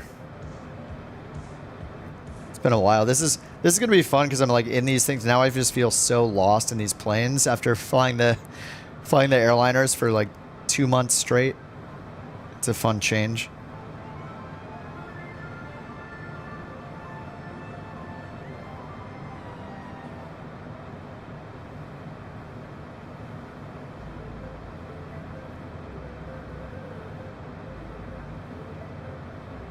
I forgot, we also get in the VNAV information, it shows us right here what we need to descend at in order to get to the waypoint. So I can just follow that. That's if we were going direct though, and they're going to be vectoring us, so I don't mind having it a little bit faster than that. 062 Bravo, contact Toronto Center 135 decimal tree. Contact Toronto Center 135.3, cold 062 Bravo. We're kind of chasing our top of descent right now. Cold 062 Bravo, good day, flight level 373. All right, let's do our approach speed. Bravo, Toronto Center, radar contact. Let's go down here under performance, approach, and we'll put in the information at Buffalo. 100 at 5 for the winds. Outside air temperature is 24 and 3015. 24 30.15 for the QNH. Okay, now if we hit next, we can set our VREF and our approach speed. Just hit send, in progress. The numbers turn blue, it says complete. And now over here, once we get down slower, we'll see those speed bugs.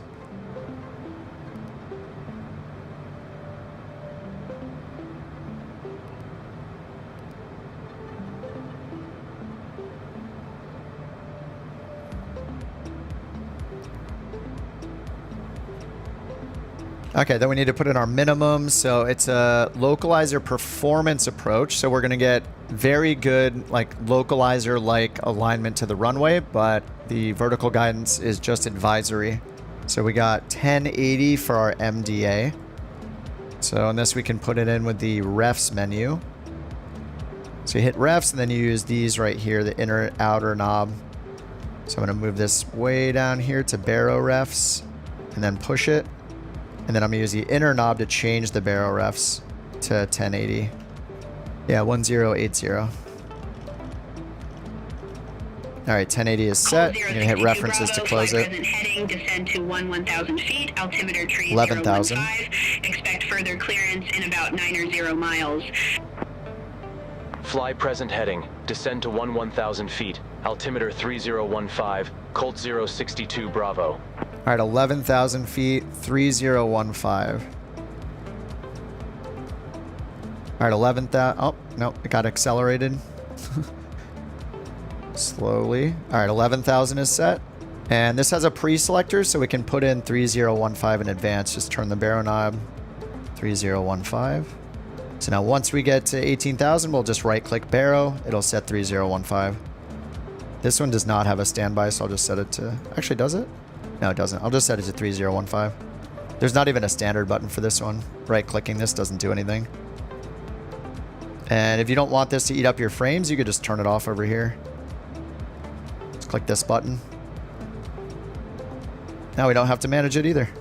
Easy.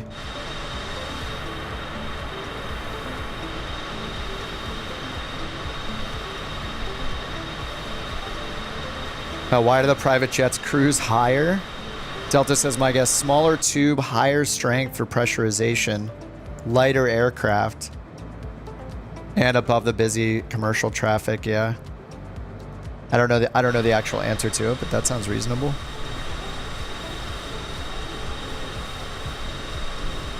Toilet flush.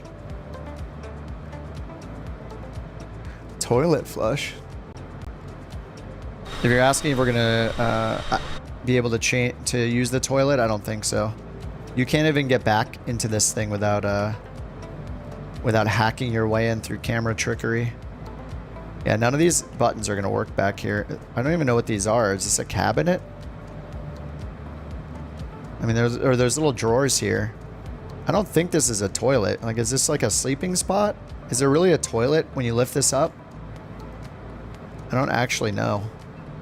We may never know. FS realistic.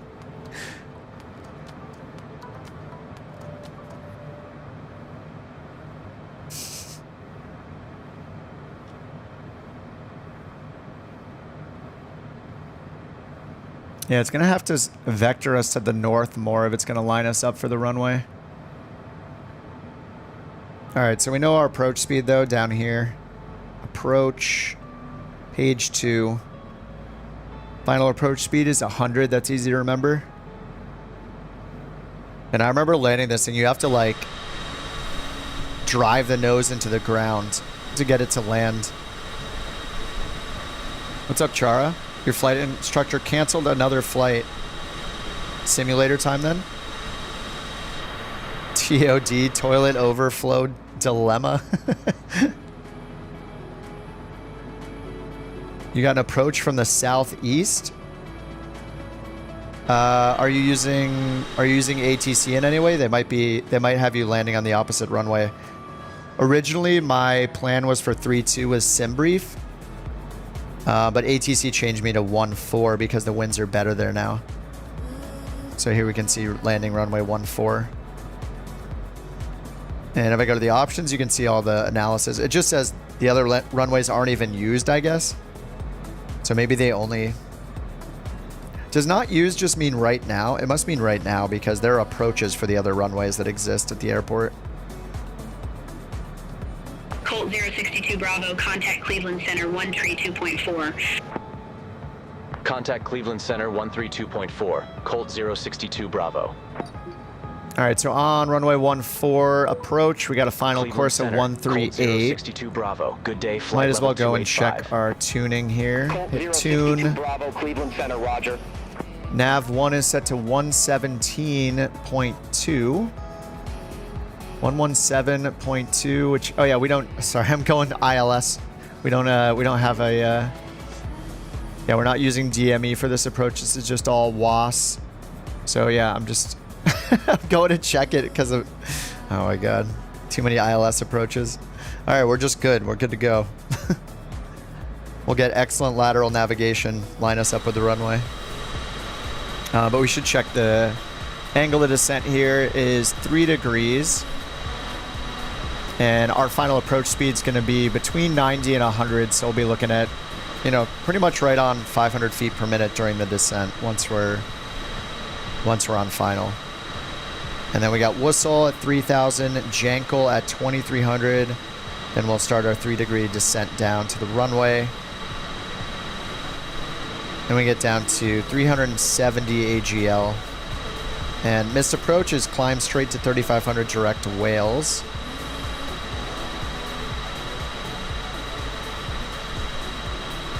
We got, what is that, runway edge integrated lighting or something? Pappy's on the left.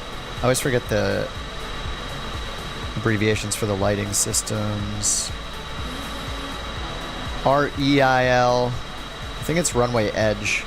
Oh, runway end identifier lights. Always want it to be better than it is.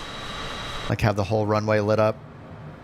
Alright, just edge identifier lights and Pappy's on the left.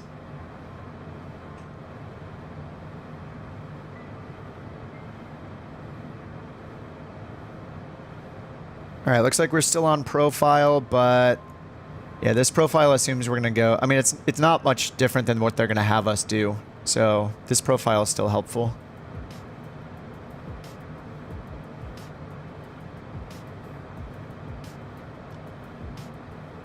But we are still 84 miles out, so we're not really in a rush. I'm going to slow our descent just a little bit, and my ground speed is definitely too slow. This is where auto throttle is just so nice. Like,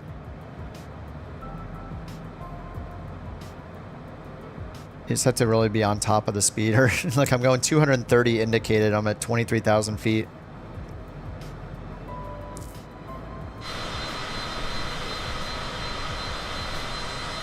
I can be going a lot faster over the ground.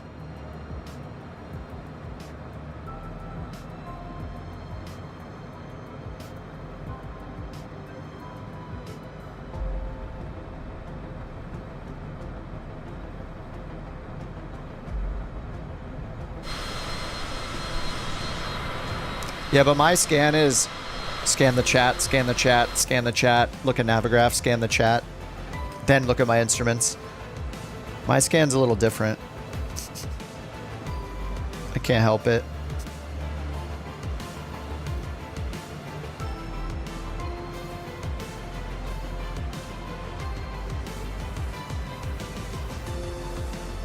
All right, we're coming up to 18,000.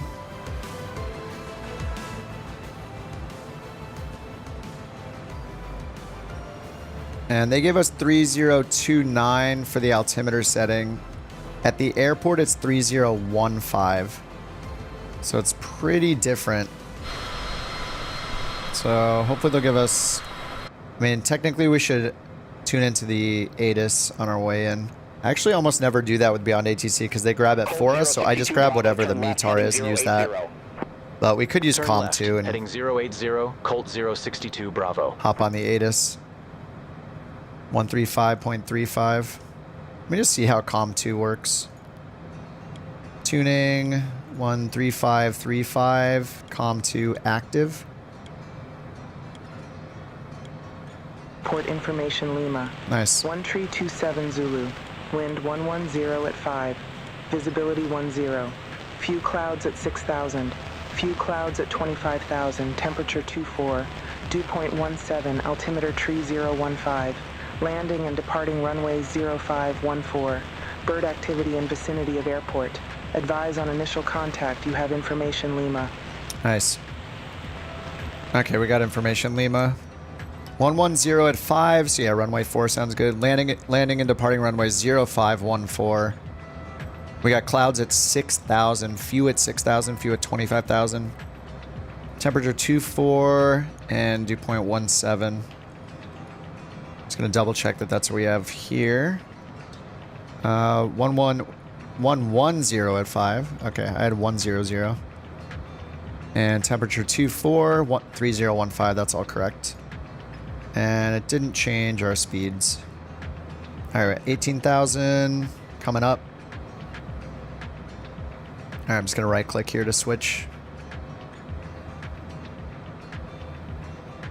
All right, since we're close to our VNAV profile now, we see it right here.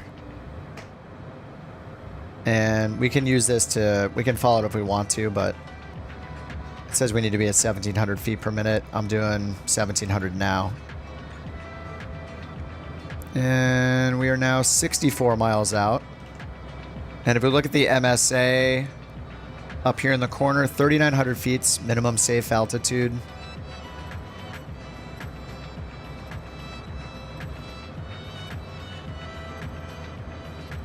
Uh, 3,900 for minimum safe, and that'll be 25 miles from the runway. 25-mile radius.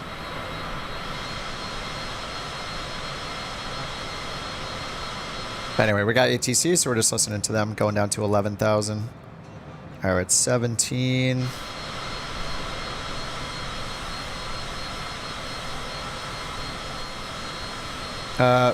Lee and Just Stopping By, thanks for the subs.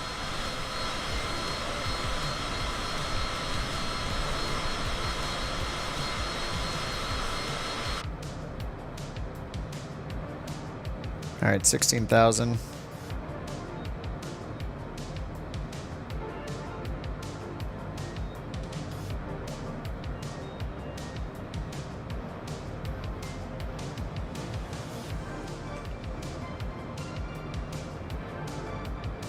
Buffalo is right up here. And then where everybody is over there is where the airport's at.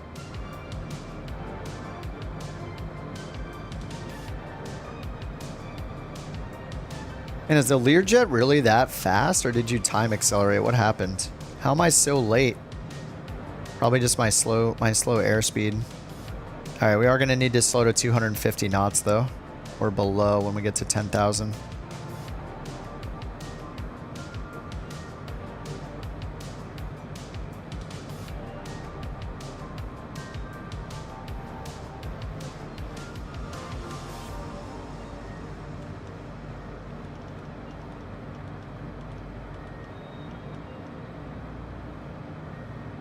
All right, do 245 knots, flight level change. Descend and maintain 2,700. Whoa. All right. Turn left, heading 045. Descend and maintain 2,700, Colt 062 Bravo. 045, 2,700. All right. All right, I'm going to try flight level change for a little bit.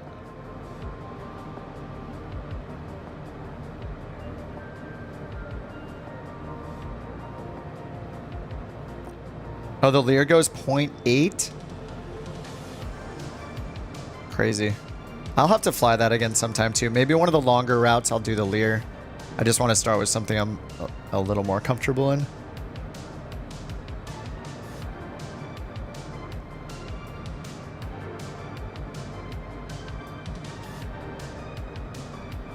Alright, so the guy's going down to 2,700. I don't know where they got that number from, but 2,300 is our final altitude for the approach.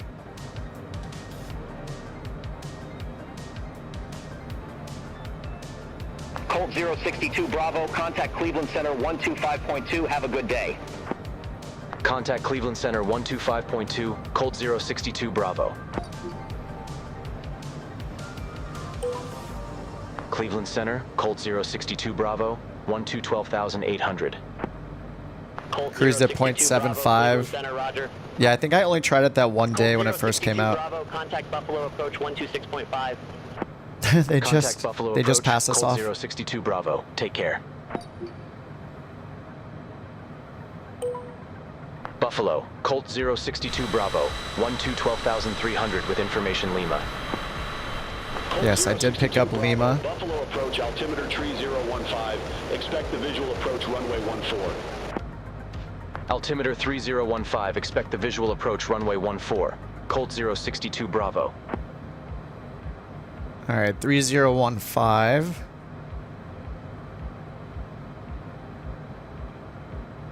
This is where, I don't know, flight level change is pretty nice right now just because that 250 knots right now is so annoying to try to hold.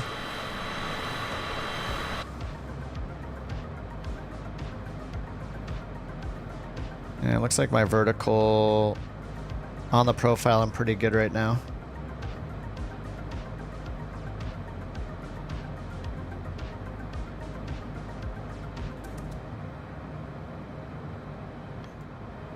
All right, 11,000. Are you flying the ATR, John? Yeah, I think I had the same experience, like, maybe like a couple months ago I was trying it out. I'm gonna get my landing lights on. Seat belts on. Supposedly they're releasing a ton of updates for it, like, I think next month. It can't hold altitude when it's set to standard. Weird. I think I did like 1 or 2 flights in it and they were okay. Oh, who's that right in front of me?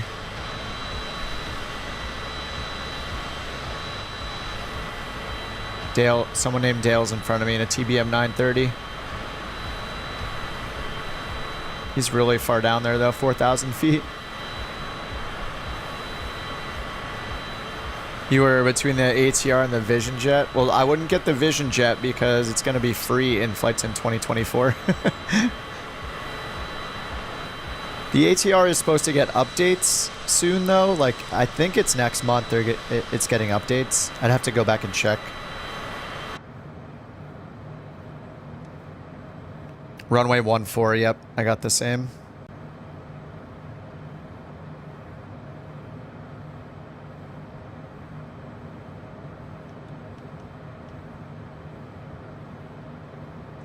Alright, I'm gonna go to vertical speed now.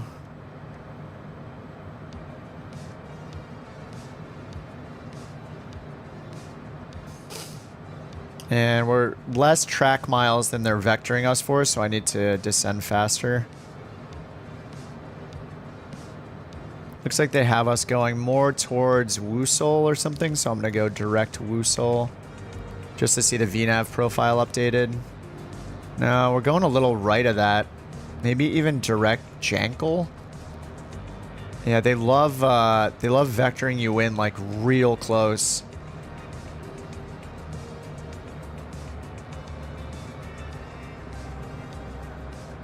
All right, so we're pretty much on that 11, still 1,100 feet per minute.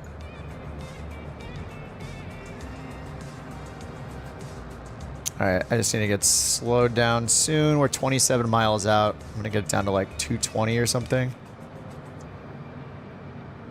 All right, and then what are our flap extension speeds in this thing? Is it 250? Oh, maximum gear operating speed's 200.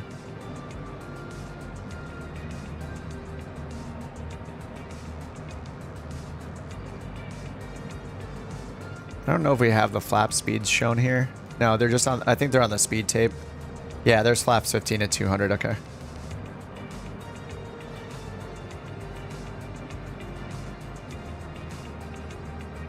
All right, 25 miles out still.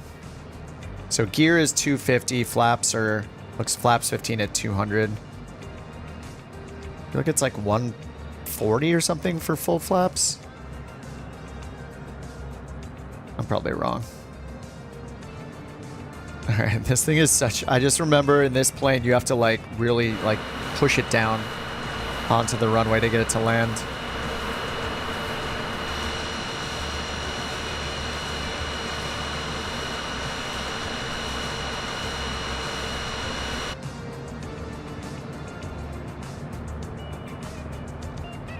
And they're vectoring us so close. I kind of want to just vector myself to the previous waypoint, so I have, I guess I already went past it. I think it removes it. Yeah, it does. So I'd have to put in the approach again. Maybe I'll just vector myself out a little bit.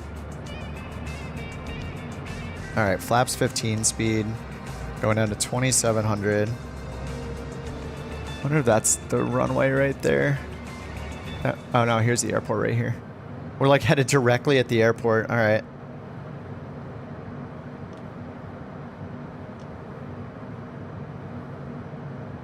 Yeah, we're literally pointed at the airport. We need to get to the west.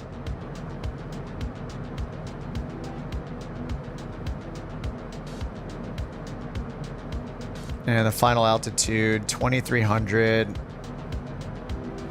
then we'll use the vertical guide, the advisory vertical guidance to get a little further down, and then we'll disconnect it when we're or getting too low. I feel like in Microsoft Flight Sim, any vertical guidance, any advisory vertical guidance you follow tends to put you like 100 feet too low. So you like always have to turn it off, but it'll get you most of the way there.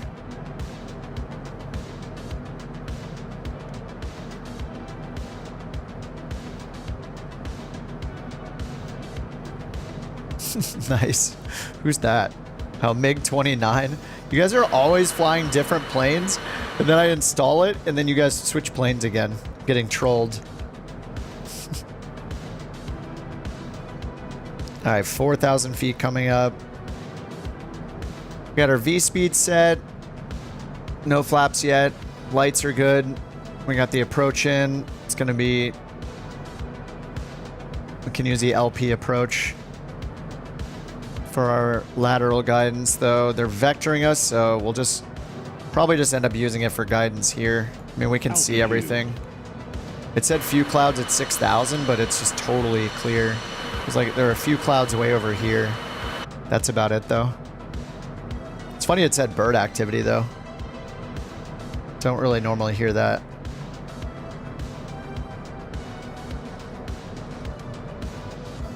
Visual 143015. All right, we're just waiting for our next fix. We're 15 miles out, and they got us going straight to the airport. But our runway's like over here.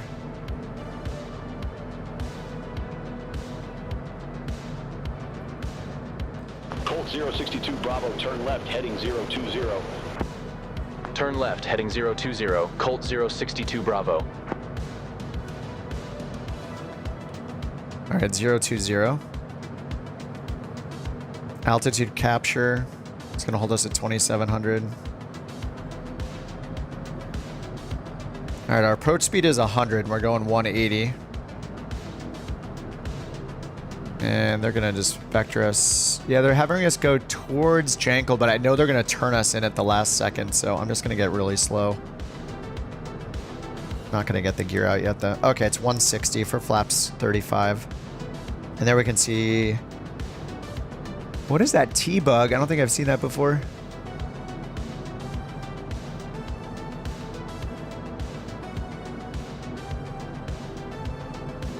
But our approach bug is going to be down at 100.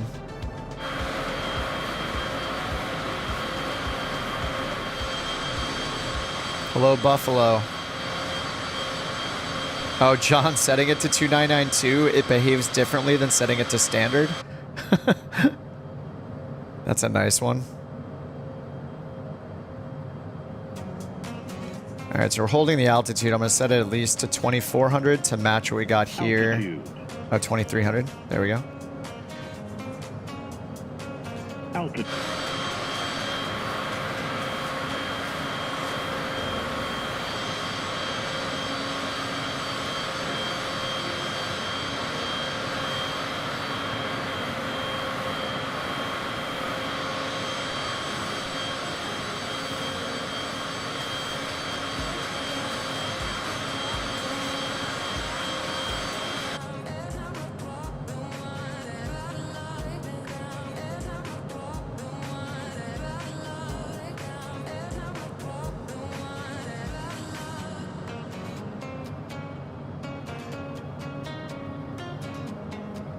Alright, they're probably going to have us turn here in like 3 miles.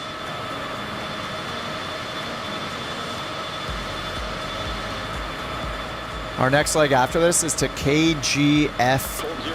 Bravo, turn right, heading 035, descend and maintain 1,500.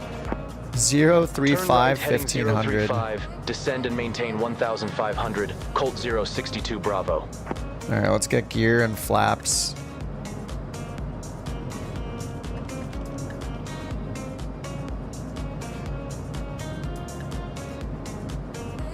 Okay, and descend.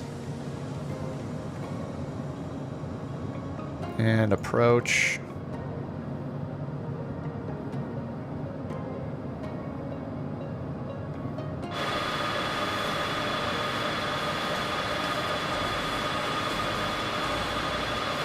And they're going to turn us one more time.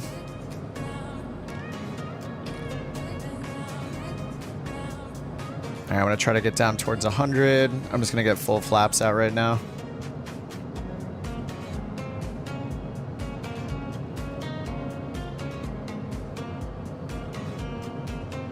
All right, advisory vertical guidance is above us.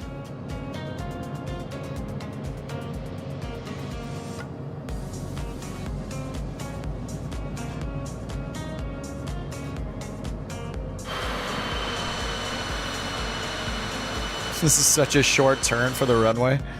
I don't know, it feels like it. Bravo, turn right, heading 100. Turn right, heading 100, Colt 062 Bravo. 100. Alright, and approach mode is on. Let's watch our speed in the turn. 062 Bravo, airport is at your 2 o'clock 3 miles. Report the field in sight. Oh my god, I have to go in and hit the button. Field in sight, Colt 062 Bravo. Colt 062 Bravo, cleared visual approach, runway 14. Cleared visual approach 14, Colt 062 Bravo. Colt 062 Bravo, contact Buffalo Tower 120.5. Contact Tower 120.5. Alright, let's get the autopilot off. Colt 062 Bravo. Have a good one. It puts us in so close. Alright, fixing the trim. Buffalo Tower, Colt 062 Bravo. Visual runway 14. Colt 062 Bravo, Buffalo Tower, wind 110 at 5. Runway 14 cleared to land. Runway 14 cleared to land. Colt 062 Bravo.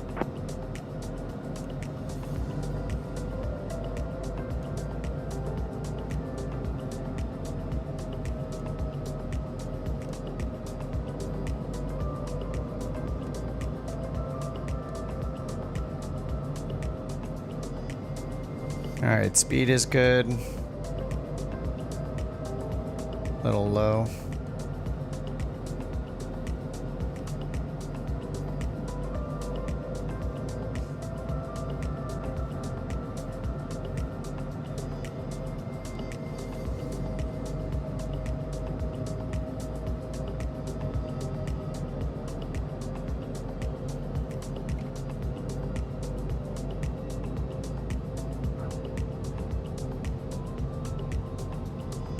Alright, speed brake.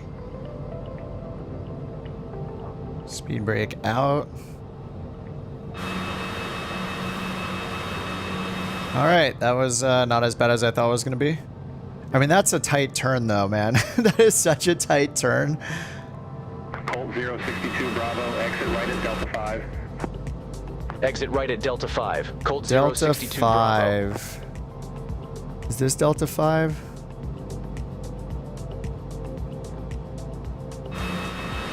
I can't tell. I don't think it is. Where's Delta 5? Oh, it's right in front of me. Okay, I see it. You got a 10? Nice, Brian. Very nice. This is not too bad with the throttle like this. I just turned my throttle is in a whole new position right now. Like a position you would have expected it to be in before. Oh, Dale must be with us. He's landing right in front of me. And here's Delta 5. Let me get out of his way. Oh!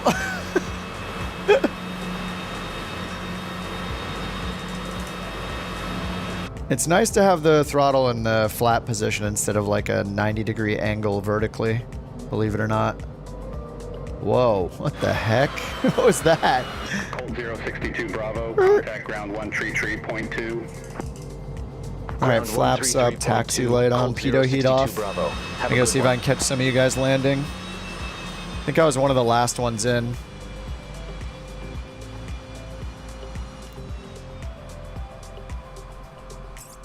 Alright, Austin's in the 737.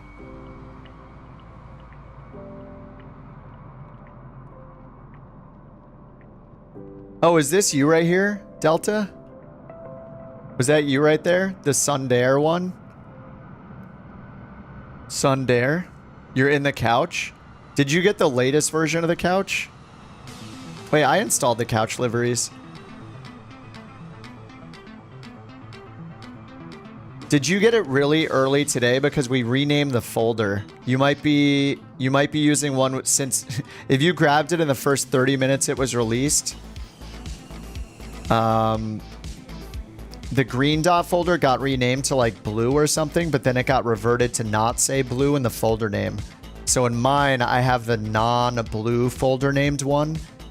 There was like a little conversation me and Chase had afterwards because he had renamed it to blue yesterday. Huh.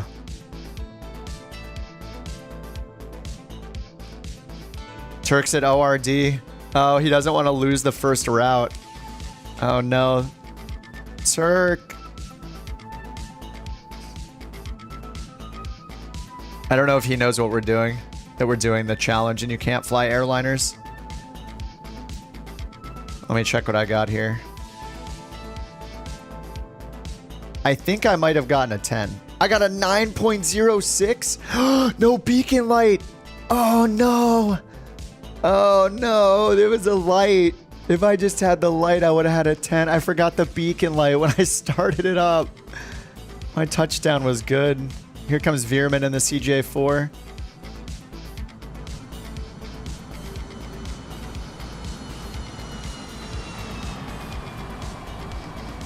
Delta showed up as a couch for you. I missed Cubit's landing on the opposite runway, I think. Underdog, Lake Pilot, and Austin are coming in. Oh man, I messed up the light. Feels bad.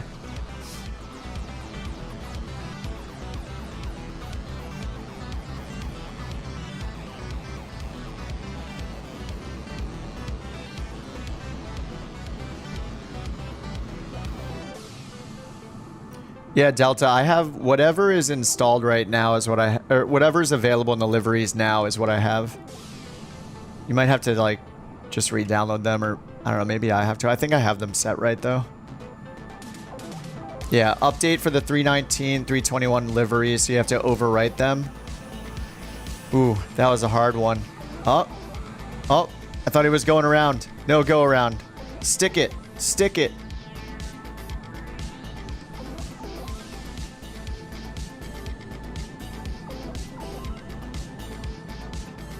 And here comes Underdog, also in the CJ4. CJ4 is definitely a bit more work than the Longitude. I really like it though. Oh my god, what a beautiful livery. You love to see it. I do have the scenery here. All right, are we all down? I think we are. Jules over there. We're all in all sorts of spots because who knows where the actual parking is. All right, I think it's plane switch time. All right, let's check what the next leg is. Man, I can't believe I forgot the light. That's so annoying. All right, Couch Captains tour. I think it's to KGFL. All right, look at this. All of us got leg one completed. Beautiful. Nice job. Nice job, everyone. Curry, Crisp, Chase, Brian, Chris, Underdog, me, Versa, and Cubits all got a check. I don't know if... Is Rock... Wait, was Rock flying with us? I thought I saw Rock chatting. Rock somehow has leg 70 done.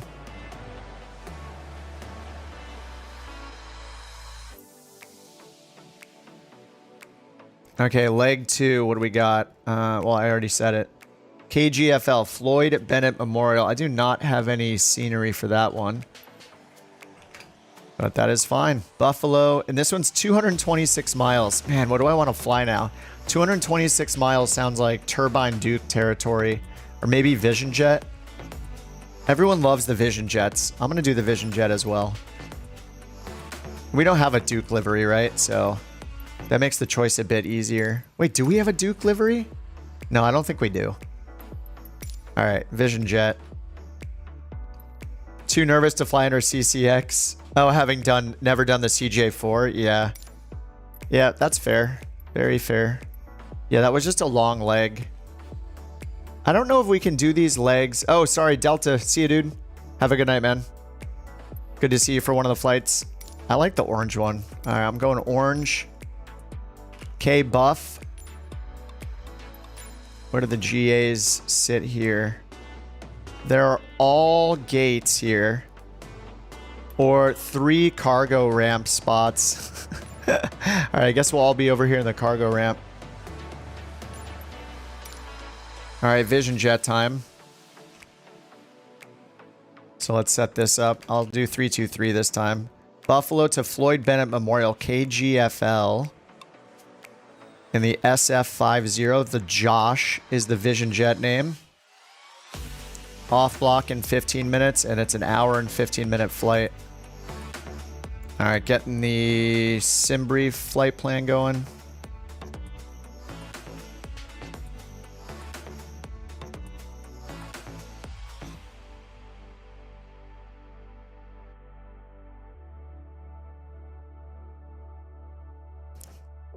Couch holidays with raccoon's profile pic on the tail.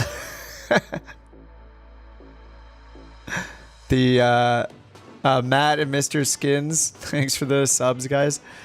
The all the commissions are going to start rolling in. Chase is going to start a livery business. His #1 client's going to be Couch Captains Corporate. I mean, it kind of already is. Yeah, the Couch ATR livery is great. I just know that it's going to take me a while to get the ATR going, and I'm comfy in the Vision Jet. But yeah, ATR is a good choice. Let's see. So, Vision Jet cruises at like 300, 310 knots. TBM 930 would be good here. Turbine Duke would be good here. TBM 850. King Air. All those would be comparable speeds. PC-12. The Meridian's a little bit slower. It's like 50 knots slower, so yeah, I would recommend one of those. Vision Jet, any of the TBMs, King Air, PC-12. Destination, KGFL. It's I updated it in the top right corner.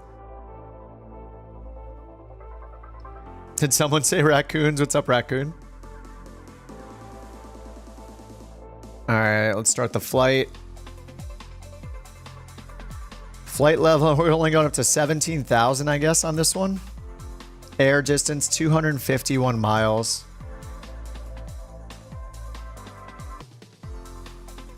And it looks like our payload today is 5 passengers and a little bit of cargo. So I'm just going to start by setting the payload.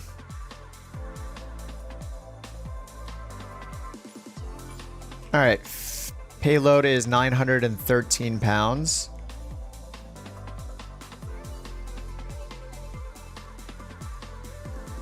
All right, 914, good enough. And then block fuel,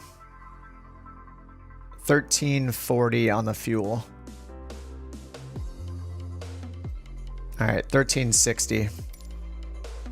All right, that's all set. And looks like we got just a few vectors here, or so just a few directs here. Direct to G, Victor 84, Syracuse VOR, and then beautiful, direct to Gassy. Direct to Gassy. All right. Get SimBrief going, or get a Beyond ATC going. Beyond ATC. Co-pilot every flight. All right, let's get the tablet up. Get these Bose headphones on.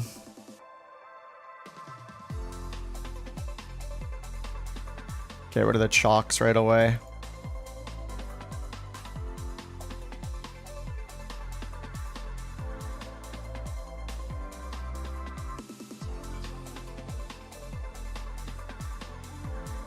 I guess we'll hit the GPU on. All right, let's get the ATIS. 4. Landing and departing runways 2314. Numerous cranes in operation around Buffalo, Niagara. Advise on initial contact. You have Lima? information, Romeo. Ooh. How did it go from Lima to Romeo? Buffalo, Niagara Airport information, Romeo. 1438 Zulu. Wind 150 at 4. Visibility 10. Few clouds at 6,000. Few clouds at 26,000. Temperature 22. Dew point 18. Altimeter tree 014. Landing and departing runways 2314. Numerous cranes in operation around Buffalo, Niagara. Advise on initial contact. You have information, Romeo. Wait a minute, does it change? Hold on, let me check something Buffalo, here. Niagara Airport information, Romeo. It doesn't change the ATIS based on my time of day, does it? If I set it to dawn, if I set it to dawn and then I listen again, is it not going to be Romeo now? I don't think they have historical weather, right? Because that would be... Contact, you have information, Romeo. Okay, it's Romeo still. Okay. It was just Lima, Buffalo, though. Niagara We just got Airport. Lima on our way in. And it hasn't been 4 hours or so since we landed, so... what's up, G-Tech? Yeah, we're doing Josh's 80-leg challenge that is in the VA. Oh, separate and arrival. No. Possibly. No, it's 13535. No, it's the same. Yeah, it's the same frequency I did last time. 13535. I remember tuning that in manually. That would be a good explanation, though. What are the requirements for joining the VA? Yeah, just one to satisfy New Sky, just so you know how the software works. You know, make sure you get it integrated with the sim brief, and since it has a bunch of rules like when to use your lights, stuff like that, it can be a little challenging if you're new to it to get like an 8.0. Or is it 7? I think it's a 7.0 or something is our requirement. But yeah, just because the rules, even if you can fly the plane, some of the rules you might not be familiar with. So like they're really harsh about like the center line, landing distance, you know, never stalling, never overspeeding, and the proper light usage. So I lost an entire point almost because I forgot my beacon light for like 6 minutes when I first started up the plane. And because I had an engine running without the beacon light on, I went down to a 9 almost because of that. So yeah, but all the rules are on their wiki, and yeah, that's it. You just do one flight just so you can understand the rules. And then like, as long as you're not getting like red flights every single flight, you know, there aren't like major rules. You know, we want people to learn planes, fly what they're comfortable with. But we do try to get good ratings, but yeah, unless you're like crashing every single flight, it's going to be fine. And usually when I'm streaming, we're flying together, and when I'm not, people are still flying all the time. So it's pretty fun. We just do free flights, so people just fly wherever they want, or they fly the charter flights in New Sky, and we have a bunch of liveries, and yeah, we're trying to keep it casual, but also get good ratings at the same time.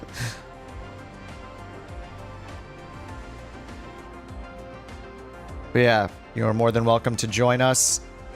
And if you need any planes added to the fleet that you like flying, then just let us know. Getting more into airline ops. Yeah, it's funny because I've just recently got into airliners like the last couple months, but I'm having a lot of fun with them. The 319 is so awesome. Okay, we're in a different plane again. All right, MFD sim brief to KGFL. Yeah, I'll probably go back and forth between doing this challenge and doing... This is like a tour, so like... Sorry, G-Tech was asking. So if you go to Couch Captains and you click on the little trophy down here, there's these awards that we can make. They're like tours. So you fly certain places in certain planes. And Jack made one that's around the world in 80 flights. And you can't use an airliner. The fastest thing you can use is like a Lear or a Citation. So we just did the very first leg, and now we're doing leg number 2. And I'll probably mix up the streams. I'll do some, you know, Airbus and Boeing stuff, and then I'll do some of this and kind of chip away at this over time. Just to change things up and get in other planes. I know some people are getting really bored of the airliner stuff constantly. Philippe, thanks for the sub. Okay, this is all imported. Let's make sure everything's good. Direct to G, then the Victor 84 to Syracuse, and then Gassy, and that's it. All right, let's get our clearance. Colt 323. And we got the ATIS information, Request Romeo IFR clearance to Floyd Bennett Memorial 3014. Airport. Colt Colt 323, Buffalo clearance, cleared to Floyd Bennett Memorial Airport. Radar vectors Geneseo VOR, then as filed. Maintain 5,000, expect 17,000, 10 minutes after departure. Departure frequency 126.5. Alright, 5,000. 6364. 5,000 on the Cleared to initial Floyd Bennett altitude. Memorial Airport. Radar vectors Geneseo VOR, then as filed. Maintain 5,000. Expect 17,000, 10 minutes after departure. Departure frequency 126.5. Squawk 6364, Colt 323. Colt 323, read back correct. Contact ground 133.2 when ready for start or taxi.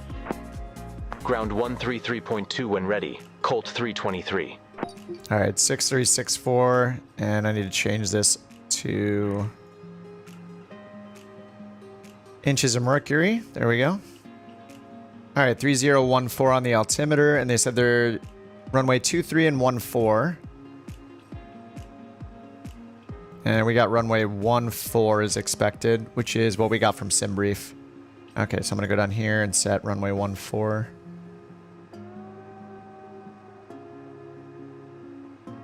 Okay, and then at the other end, select arrival runway 01 is what SimBrief expects.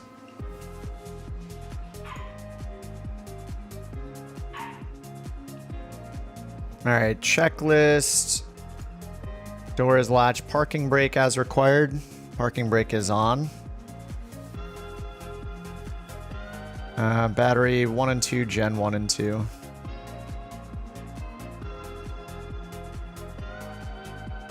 And then GPU as needed. Alright. FADEC channel A. Okay, let's just request... We don't have to request startup because we're GA, so we can just start up and then tell them when we're ready to taxi. Alright, do my lights work in this thing? Let's see. Oh, yeah, we just have the strobe light, right? So strobe. I'm curious if my switch works. Okay, my nav switch works as a strobe switch. Alright, strobe light is on. Thrust levers. Idle. Hold the brakes. Engine knob to run and check the fuel pump. Alright, fuel pump is on. Verify it's on. I hear it as well. Press engine button. Alright, it always starts up every time. We're good.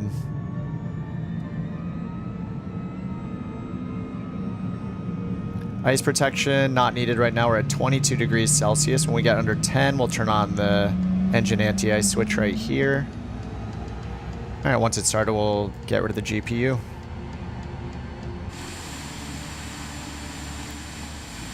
An ATR is never late, nor is it early. It's very wizardly of the ATR. Kiwi, thanks for the sub.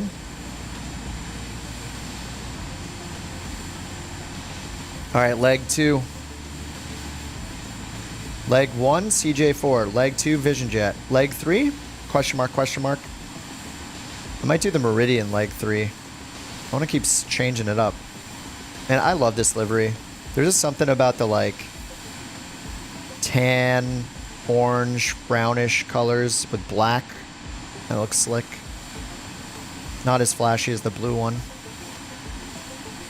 Oh, did Brian just land? Or is he doing a high-speed Couch Captain's taxi over there? I can't tell if he's doing a taxi or if he just landed. That's the Couch Captain's way. How many legs? Maybe 3. What time is it? It's 8:20, so this will take us till 9:20 or maybe 10. Maybe I'll do a third. I'm not sure. All right, external. Okay, bleed is off. Let's get that all on. Oh, GPU automatically disconnected. Beautiful. And chocks are gone. All right, oxygen master verified on, and fresh air switch is on. Avionics all inits complete. I don't even know if we have to do this.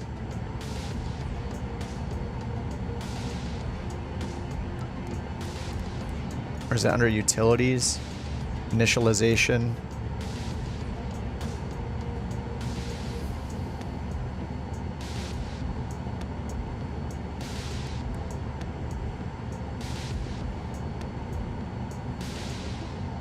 Weight and fuel. I don't know if this does anything, actually. But we can sink our fuel on board, so that's probably a good idea.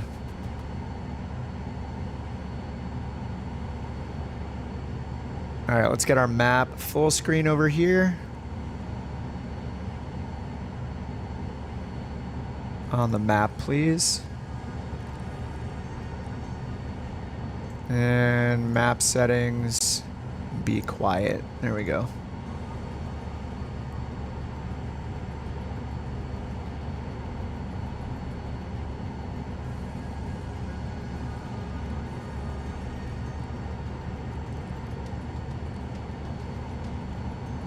Alright, caps, we can't do it. Passengers are briefed, sure. Oh, why am I in standard baro? There we go, 3014. Alright, bleed switch is on bleed. Checklist is done. Comm and nav, that's taken care of by the co-pilot. We got our clearance.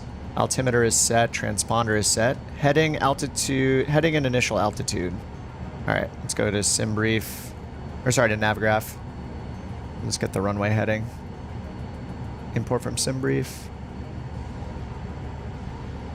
Alright, runway 14. And runway 14 is 138 on the heading.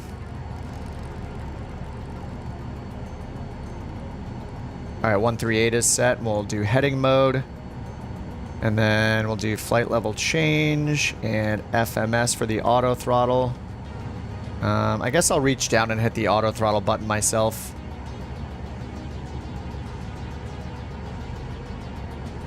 Actually, maybe I'm going to set a button real quick for auto throttle on my throttle, which makes sense.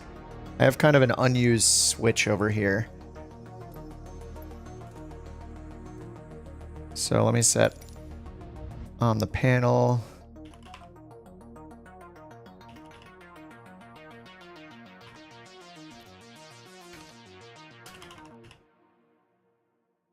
Okay, that's my toga button.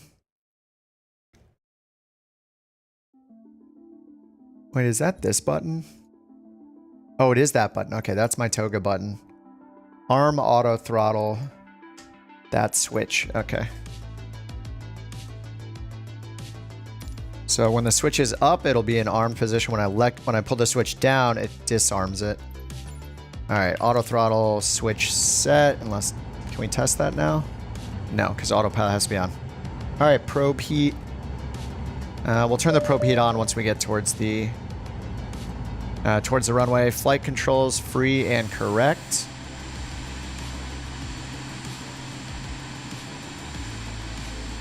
And they don't deflect up too much, do they? Huh. It's like limited how much it goes up. And rudders. Alright, set. Alright, trim and flaps. So we need flaps to 50% and trim up into the takeoff spot. I think it's +6.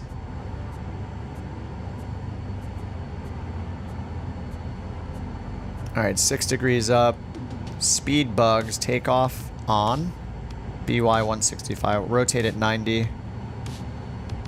Alright, that's set. Trim and flaps are good. Toga button press. Alright, we will press toga. Pitch attitude shows 10 degrees. There it goes. It's gonna be like way up there, huh? Alright, that looks fine, I guess. Cast messages, we just have probe heat off. Alright, parking brakes release and check the brakes. This is before takeoff. Alright, let's get our taxi. So we just need to request taxi. We don't have to Colt 323. Oh my god, I had that up the whole time. I'm so... Taxi to the active. I just need to stop bringing it up. Colt 323, runway 14 taxi via mic. Hold short, runway 23. Runway 14 taxi via mic. Alright, so we're just going to go out this way and hold short here. 2-3. They're going to have to let us, I guess, cross. And we need to get up here, Echo, Delta. Maybe they'll give us an intersection because it's 7,000. Couch ATR on approach. Nice. Alright, let's get moving. Taxi light. Oh, we have no taxi light. I'll just get the landing light on because that's all we have. Alright, parking brake is off. What's happening here? Are the chalks still like invisibly on? Oh no, there we go. Wow, it takes a bump to get moving. Bam, we only have one throttle in this. I was moving both. Oh, it's so nice just moving one throttle. I'm so bad at splitting the throttle.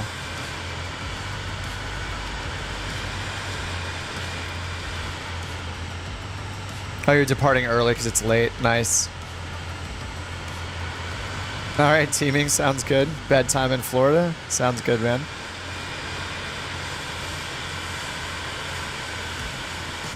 All right, we're gonna go over this way and just stop holding short.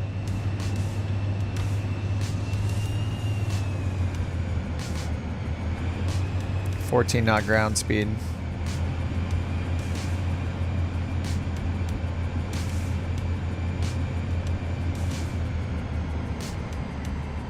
Oh, there's John. I just saw him touch down. Oh, he's about to touch down. Boop. It looks like a no-gear landing. Aircraft movement area. Do not proceed without clearance from 133.2. Hey, that's the correct frequency. That's awesome. Huh, good job, scenery. Oops.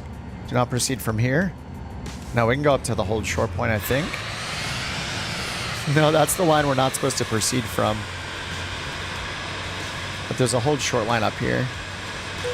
Let's see if they say we're nowhere near. Waiting to cross 23. Colt Tree 23, cross runway 23 at Mike. Continue taxi via Mike. Foxtrot Alpha Delta Delta 1. Cross runway 23 at Mike. Continue taxi via Mike. Foxtrot Alpha Delta Delta 1. Colt 323.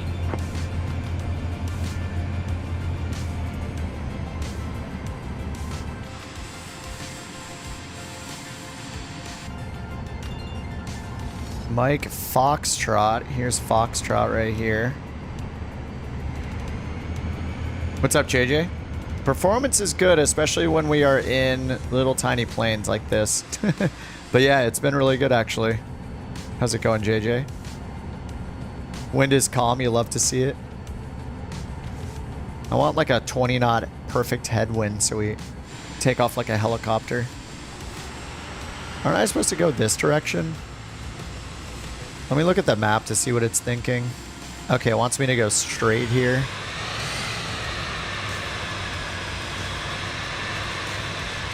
Yeah, the NVIDIA cache thing, JJ is my hero. I also used your camera trick, JJ, on the CJ4, which I have never been able to have a wing view of or a passenger seat view of. And because of that co-pilot camera hack thing, I was able to set wing views in the CJ4 for the first time ever. Because you can't move into the cabin with the camera on that without the hack. So thank you twice. Best thing ever. Works on all planes, yeah. I guess it does. I didn't think there was any way to get in the cabin. I was like, oh my god, what about the trick? What about the camera trick? And it worked. I'm stoked. Alright, I guess they don't care that we're supposed to cross the runway here. And I almost got some air on that. 19 knot taxi.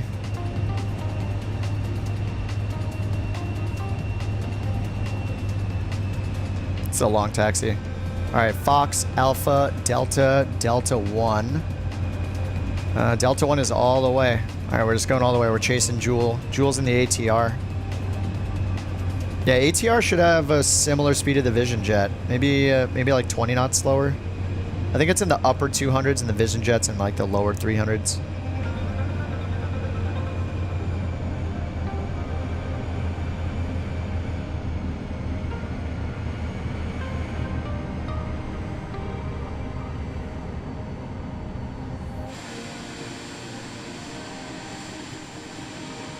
Every single approach was stuttering to 15 FPS in the NVIDIA cache. Fixed it and it's butter again. Heck yeah. Yeah, if you guys are having any... I mean, literally anybody with an NVIDIA card should do this, because if the problem isn't happening now, it just seems like it's inevitably going to happen, because as the shader cache gets full, you're going to hit the problem. If you guys are on the Discord, look in the help forum channel. I replaced the regular sim help channel with like a forum style one. Colt Tree 24. because it'll help people find posts from the past easier. So I made the first post in there, which is just JJ's solution for clearing your NVIDIA shader cache. It's really easy. You just do it through the NVIDIA control panel app, reboot, delete some files, and then change the setting again, and you're like good.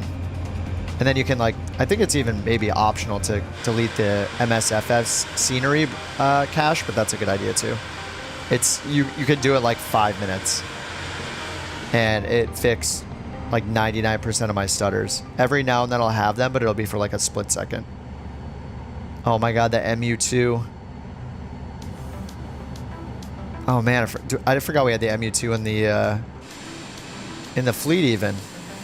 We mostly here? Looks like we're mostly here. Underdog's moving. Underdog's in the King Air. Tectal Vision Jet. Rick is here, ready for the F-22 escort. I don't know how he's gonna escort us at 300 knots. He's gonna have his gear down the whole time, maybe. Versa and Chase are in the Vision Jet as well. Emu in the 930. Jewel in the ATR right in front of me. Who's in the MU2?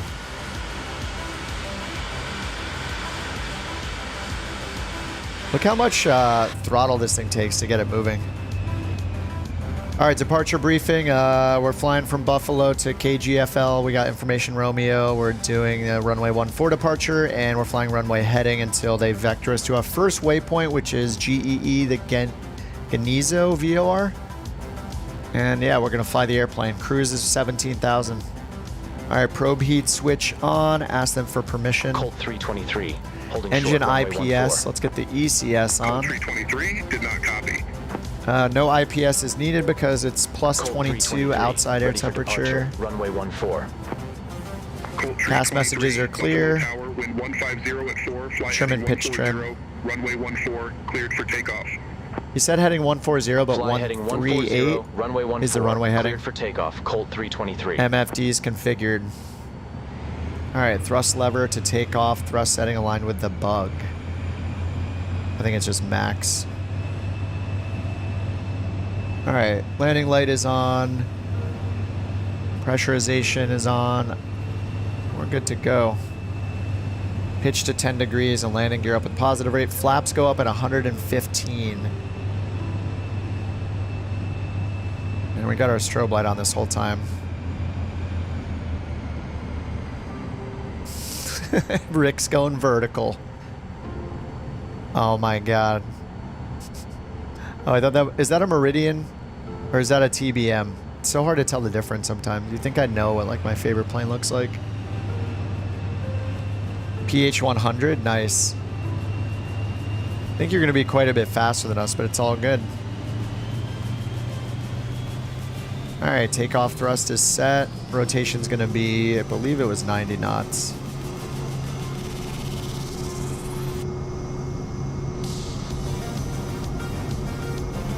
Yep, 90 for the rotation. It's a bumpy runway. Ooh. Alright, rotate. Whoa, that is sensitive. Holy crap. Alright, positive rate. Barely.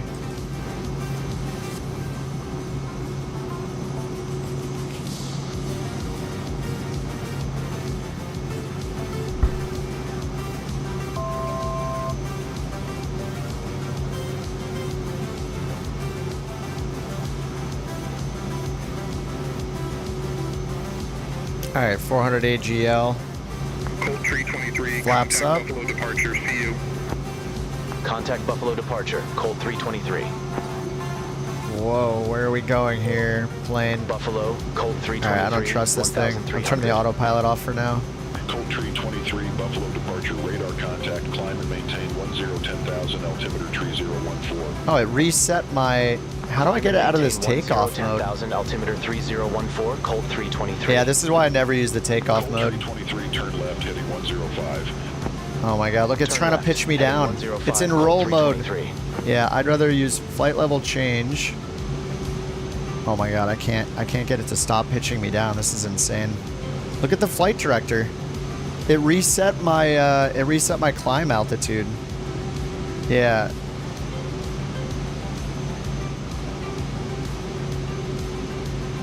I'm having the hardest time controlling this. It's pitching me down 10 degrees with the autopilot. Crazy. Yeah, I don't like takeoff mode on this thing. All right, let me just turn the throttle to manual auto throttle. Can I even do that? I don't think I can do... I can't do them independently, huh? Yikes. Auto throttle switch is off right now. Look at the flight director just pitching me down. It's in altitude select mode even though I keep hitting FLC. Okay, now it's working, FLC. Alright. Okay, climb. Oh, the auto throttle switch breaks with this switch. Look at it. It keeps flicking it on and off instead of just holding it on. That's one of the problems. Okay, that's weird. All right, we're just gonna go intercept our own thing here. What'd they say? Left 105. Okay, we'll just go left 105. That is, yeah, that auto throttle switch I guess doesn't work in that setting. It expects you to use a toggle instead of using a like a persistently on or off switch. Okay, 105. And what do they give me? Climb and maintain 10,000.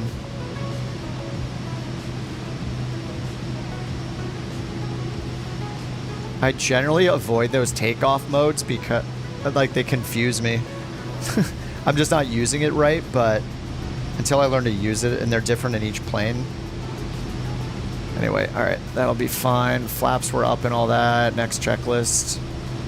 Thrust lever MCT. So I have auto throttle on in climb mode. Am I on manual still? I am. Okay, FMS. There we go. Okay. Messed that up big time. Ice protection as required. We'll need it when we get to 10 degrees. Live weather is a nice blood moon. All right, let's check it out. It's just so dark that it's not very fun most of the time on the stream when it's dark. Oh yeah, dude, that is awesome though. 125.875, Colt 323. Take care. Yeah, that looks awesome. Cleveland Center, Colt 323, passing 7,500 for 10,000. Colt 323, Cleveland Center, climb and maintain 1717,000.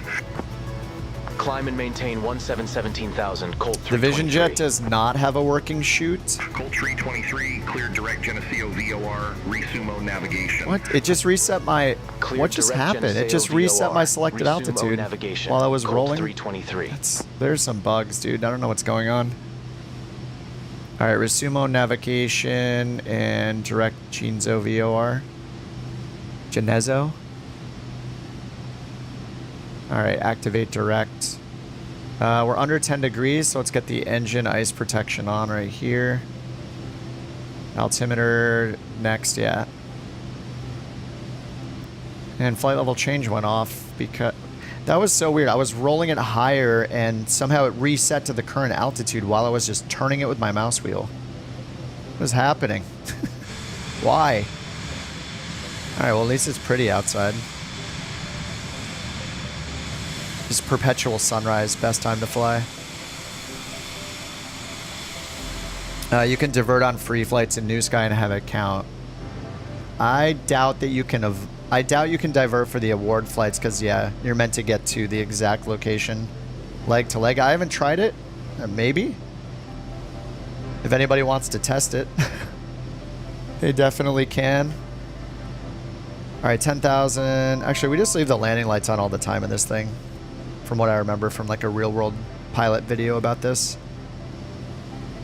And they cleared us to 17,000, but let me just try to see if it will not reset it this time. That was real. I don't know what's going on. All right. Whew. Next is altimeter, and then we'll be in cruise. Oh yeah, I forgot. I think I installed, there was a checklist. Somebody released a better checklist app for the G3000 and G5000. I believe that's what this is. I should look it up and paste a link to it. I saw it and I was like, oh, that looks cool. I installed it, but I think this is the first time I'm using it.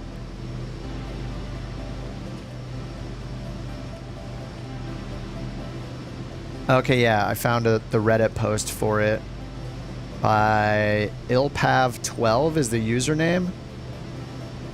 And there's a flightsim.to page for it, and it's better checklists. How do you make it go away? It matters what screen it's on, but you need to find, so if it's on this screen, you go down here and just make sure you're on PFD. Oh, sorry. You have to go to MFD, but then you have to use, this is why the G3000 is annoying. You have to use, see where it says pane and it shows a highlighted pane? Mattering where it is, you need to just make sure it's highlighted in blue, which this one is. When it's highlighted, then you can click the checklist button. Oh, no, sorry. Then we just hit the full button. Hold on. Oh, man. Yeah, wait, how do we do this? I've done it before. Yeah, see how this MFD is showing blue? I think I just hit map, right? No. What the heck? How do you get this? I want to move to this. Maybe it's PFD. Oh, hit PFD and then hit full. There we go. Yep, Brian said it too. PFD full. I swear I thought of it as soon as you said it. I swear I wasn't just reading chat. Yeah, PFD full. This is the confusing thing about the G3000 that I hate, is that pane management thing. But I guess once you get used to it, it could be nice. What just happened? I didn't even click the checklist, did I? Why did that just open?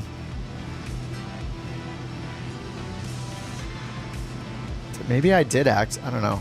Anyway, yeah, if you have like the split panes, you have to like find the right pane using the outer knob. See how it's highlighting the pane? Using the outer knob over here. And then you can split both the screens. So yeah, you can get into a lot of different configurations. Yeah, luckily that one's pretty fast. So yeah, PFD splitter full. But then you can decide to go to the MFD.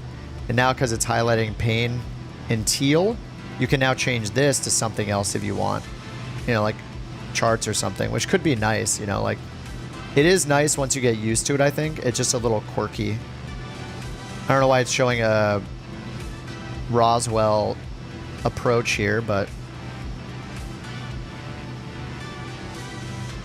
there we go. Now it's showing our arrival or our destination airport. It is nice. It's just a lot of mouse movement, camera movement. It can get a little chaotic, I think.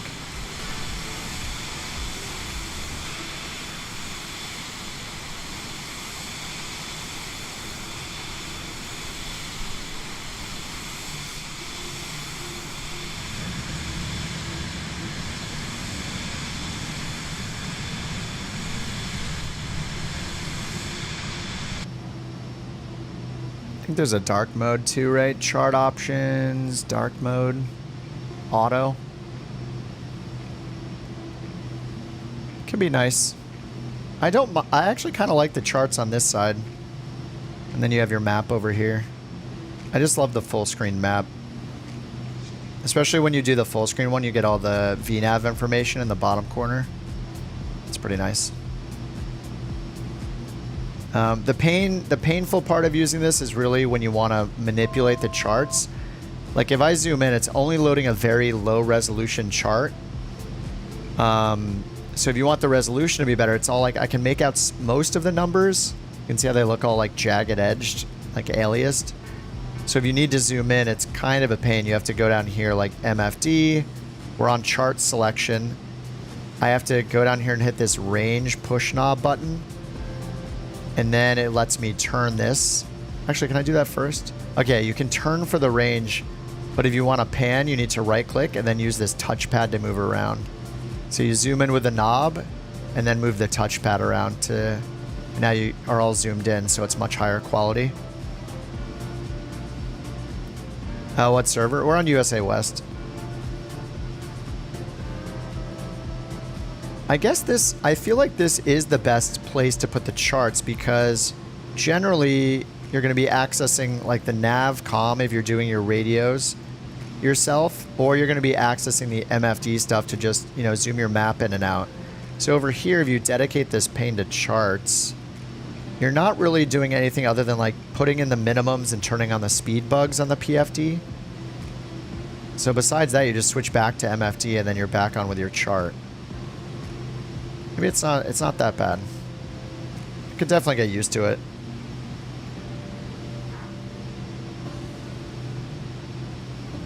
I wonder if we can bring up, let me check here. Can we bring up just the world map here or not? I think we might only... Oh yeah, it's got these zoom things too. I don't know if these are super helpful. It'll like zoom into different areas of the chart automatically. I don't think you can get the Navigraph moving map here, but I think you might be able to get it over here. Can we turn that on in map settings? It's been a while since I've used this. Track vector. Oh, track vector is nice to have on. Inset window.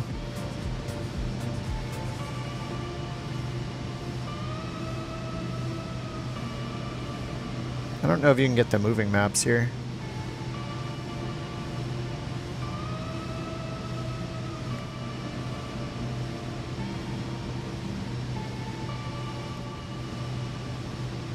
Flip to night mode on your iPad Navigraph app. Yeah, iPad is the way to go. Like I like using my iPad on the side, but you guys can't see it, so I try to just use as much as I can on the sim.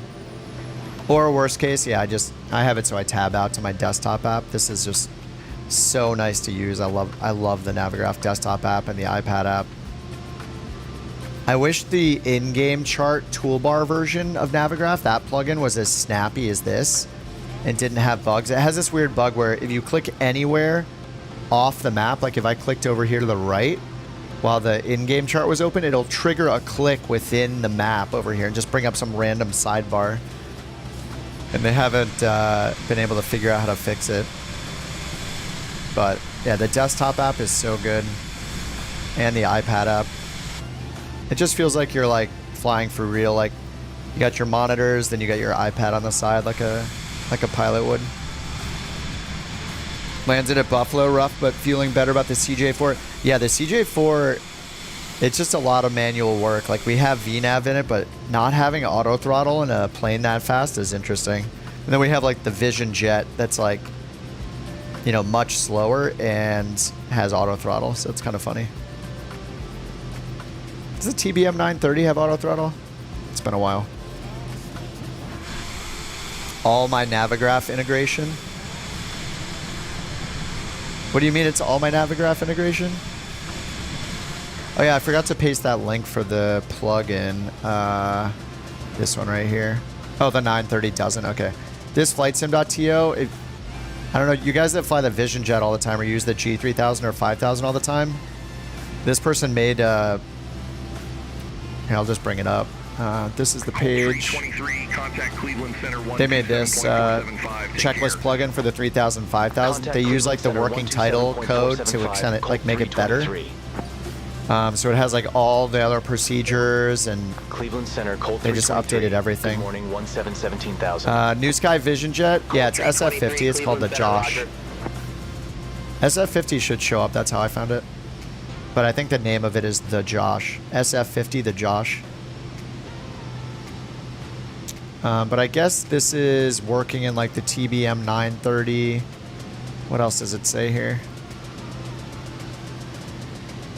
Yeah, support for the Asobo TBM 930, the Longitude, the Vision Jet, and I think that's it right now.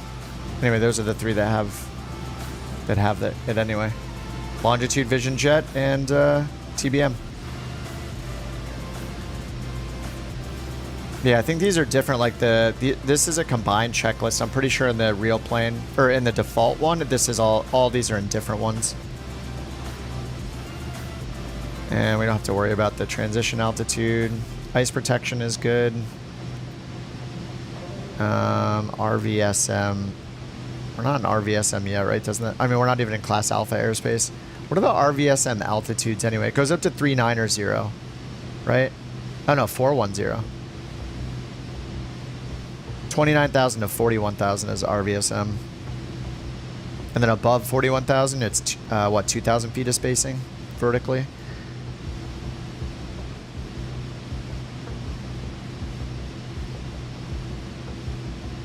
Two minutes to gassy.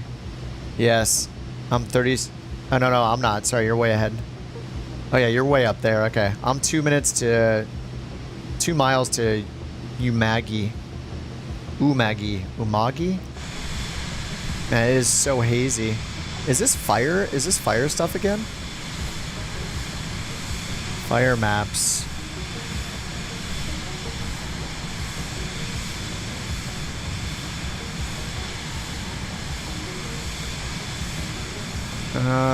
No, it's not, right? It doesn't look like it. I think it's mostly western. Like the west coast. Maybe it's just... Is this just haze? It's super hazy.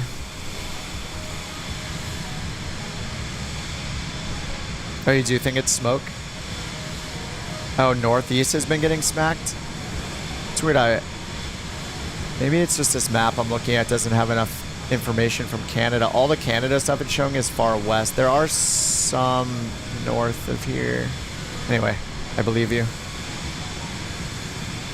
Yeah, this does look like the smoke that we saw before when we were flying in Canada for a while. When I was doing a pilot's life. Cruise power is 196 knots. Do you have a crappy... Wait, what's your ground speed? I'm only going 227 right now. We have a 25 knot crosswind. Yeah, this is set for 250 as the target speed, but we're only going 227 because we're so, I guess just because we're so low. We're only at 17,000. We probably need to get a bit higher. 272 ground. I'm getting 305 ground. I think 270 to like high 200s is normal for the ATR, I think. I was just looking this up earlier, trying to get an idea what to fly today. Yeah, ATR 72-600, about 275 knots in cruise.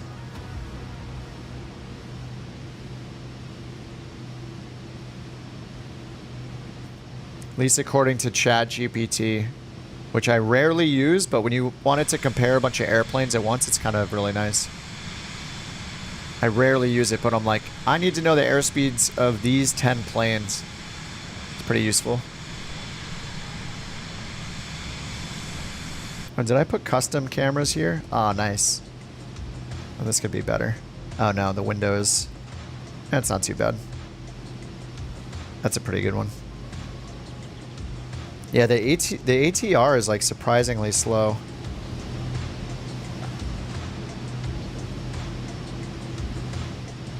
All right, leg 2 of 80. 80 legs. Jack is a maniac. I mean, I don't know how you do it in less than that. It would have, I mean, it would have to be like way faster planes.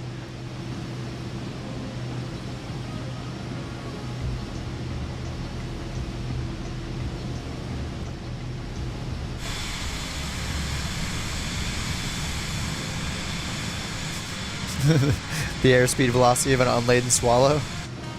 I don't know that. Ah!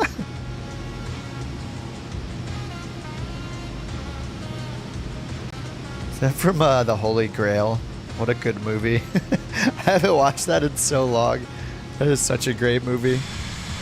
Oh, I can sync my heading bug. Forgot. I just right click.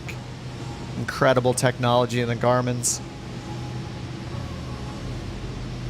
Can't believe we're just cruising at 17,000.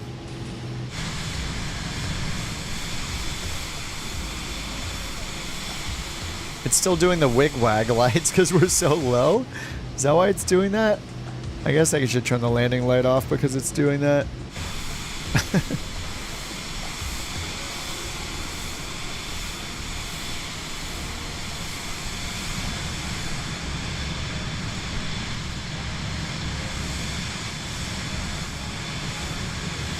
Rick is at negative 2,000 feet. What is going on over there? Oh, he's back. Maybe the Microsoft servers haven't been disconnecting me anymore, right? I haven't seen that for a bit. Maybe they're still having like networking issues though. Oh yeah, Finger Lake to our right.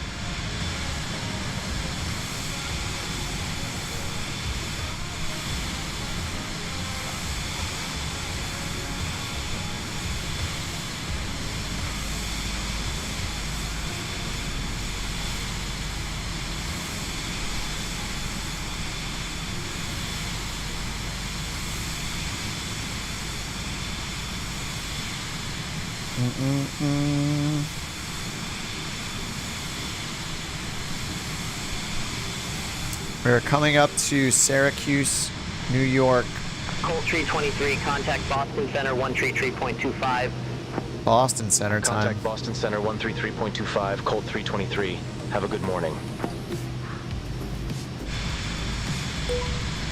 Boston Center, Colt 323. Good morning, 17,000. Colt Tree 23, Boston Center, roger. Roger. Yeah, our next big city is going to be Syracuse. And then that's pretty much it. Until we get to Glens Falls.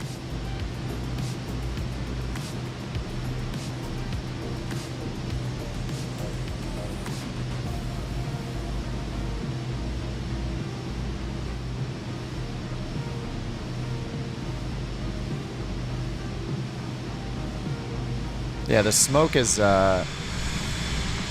it's just the worst. I'm having flashback to a few months back, just doing all those flights in Canada.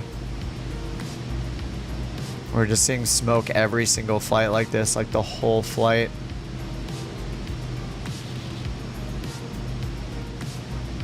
It's awesome that they model it in the sim though.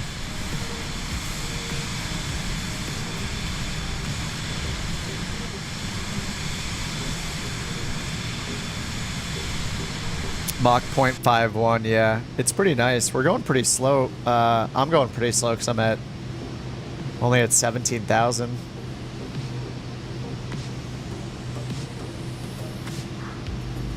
I don't know why it gave us such a low altitude. Maybe the winds are like super bad higher.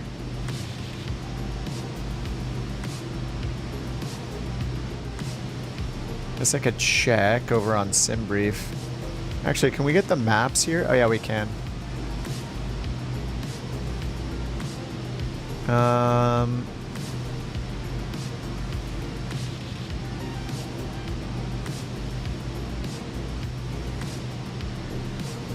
Let's see, do they shift as we go higher? That's flight level 240. Oh, there we go. Oh, nice. I don't think I've ever seen this before. Yeah, maybe it's just avoiding all these horrible crosswinds we would be getting higher than this. We'd have a 60 knot crosswind.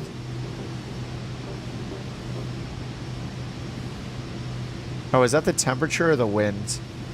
That must be the temperature.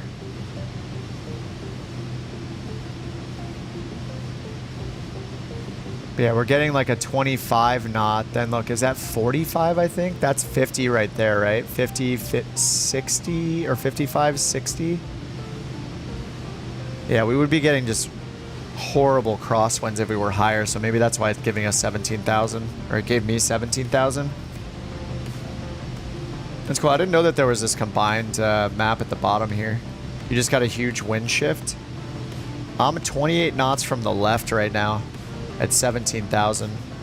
So that looks accurate to this, right? I think the long barbs are 10 and the short barbs are 5. So we got 25. And then as we get higher, it's just worse and worse and worse. Like 55, 65. Can't see the runway in smoke. Yeah, let's... I don't know if we can get the ATIS yet. Let me try to grab the ATIS. Glen Falls, 19,925. I will say that it's really nice to put frequencies in this thing. 19,925 transfer on COM 2. Alright, we'll just leave that in.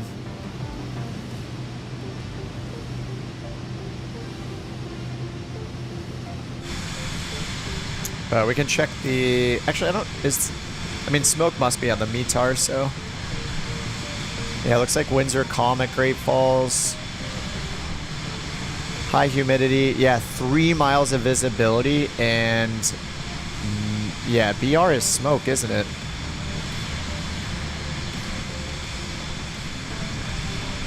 No, BR is mist. What is smoke? Is it SK?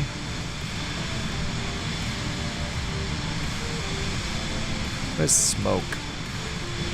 Anyway, it says 3 miles of visibility mist. Oh, FU is smoke. FU. I think it's like a French word. Pardon your French. FU is French. That means smoke on a METAR.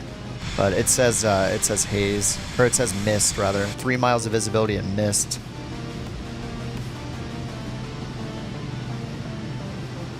And altimeter is 3012 over there.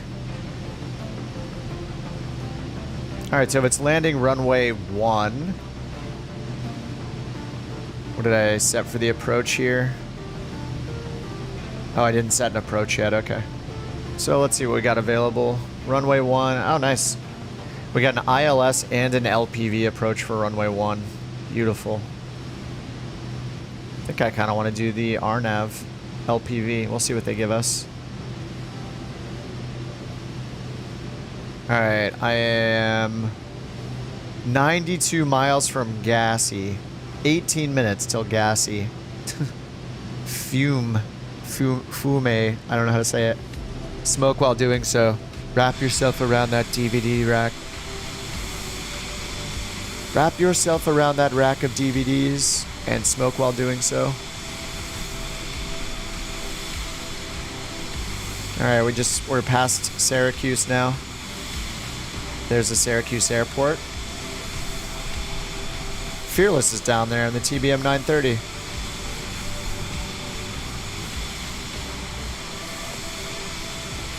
What is this lake? Can I get a lake name, Navigraph? Please. Why don't you ever give me names of lakes?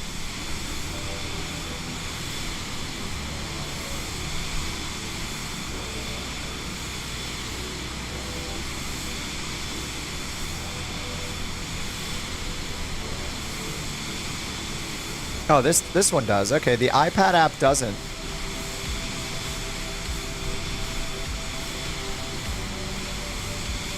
Yeah, I can't get the name there. Oneida Lake. And the smoke's clearing a little bit.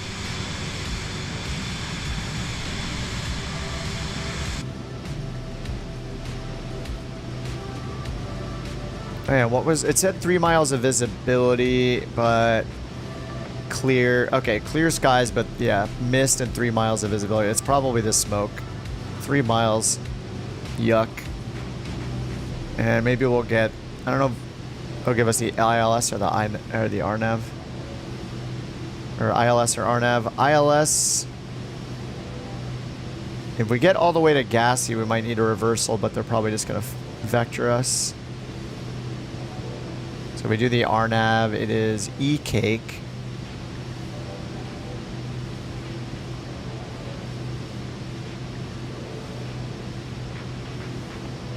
Or we can do a reversal, it looks like. Could fly over the Gonza NDB. And then do the reversal.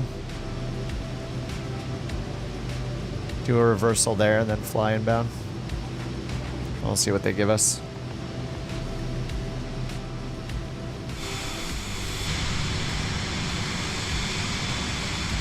Oh, you're taking off right now. Yeah, we saw you down there at Syracuse. We're doing the legs for the world tour, the part of the VA challenges, one that Jack set up. It's a world tour. This is leg 2.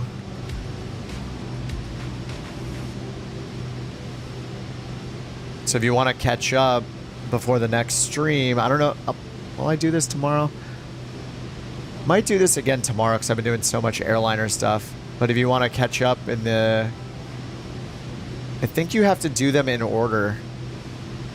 You got a 9.97. Nice. Failed to grab the glide slope. Have to hand fly it with no visibility. Guessimums. Nice, dude. 9.97 is amazing. Dude, I almost had it below a 9 because I forgot my strobe light in the CJ4. But Fearless, if you go to our airline and you click on the little trophy icon down here, not the outer icon, but the one on the Couch Captains page, we just started this around the world flight, and it started at Chicago. I don't know if you can do these out of order. See, it says sequence instead of any order. But what's weird is when I go down here, if we scroll to Rock like finished one random one out here. So I'm not sure. Maybe it got changed after the fact. I don't know. Maybe we have to change the rules. So, I mean, I guess the whole idea is you do it in the exact order. And you like do it, you plan to do it. So it's rough though, because anybody that joins while we're doing this over the course of like a month or whatever, they're not going to be able to join right away. I don't know. Maybe we should change it to allow people to do it in any order. Because I would feel bad like if you can't make a stream and we're all doing it together. I guess you can always catch up, but it might be a lot of work. I don't know. So it's not a problem until it's a problem, I guess. It might be a problem right now. Doesn't show restricted.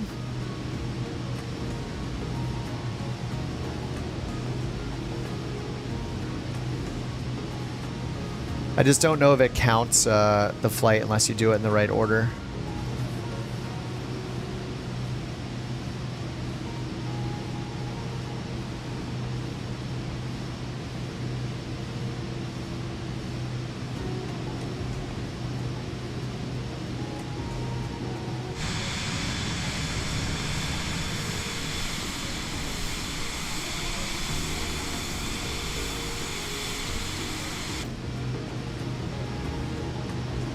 Alright, what's our top of descent? We actually don't know because I don't have anything in here. So I guess if I just throw in like pattern altitude, we can get a rough idea. Airport's at 328. So if I just put in a constraint here, 1328. And we should get a top of descent. There we go. 5 minutes. Alright, so they'll probably vector us for the ILS. That's what they tend to do. So I'll go ahead, select an approach. I'll just choose ILS vectors and select it here.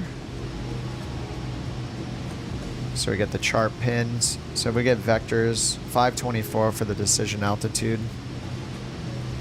524 vectors and load.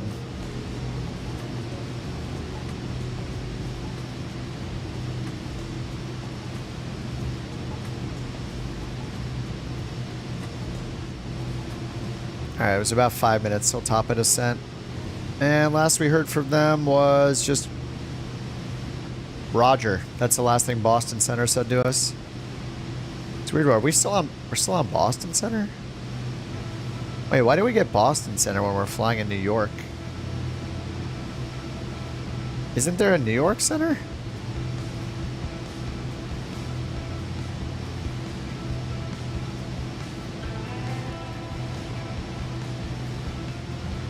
Yeah, how are we in...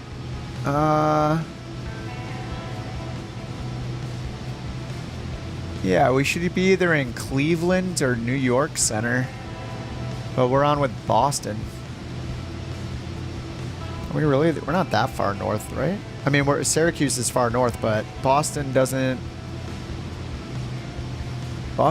cover any part of New York, so... Oh no, it does. Oh, wow, it does. Oh, no, we are. Oh, wow, yeah, okay. So New York only... that map I was looking at was really confusing. This one, okay, yeah. New York covers... Oh, interesting. Okay, I had no idea. Yeah, New York pretty much just covers Pennsylvania and New York City.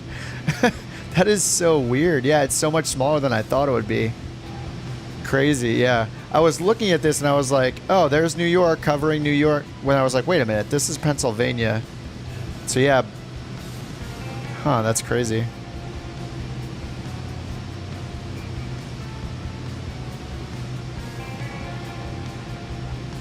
I don't know what those labels are kind of confusing. Yeah, we had Cleveland and then Boston cover like all of New York. It only covers a little sliver at the bottom central part of New York State. But besides that, it just covers almost all of New Jersey and half of Pennsylvania. That's crazy. Oh, on Navigraph, yeah.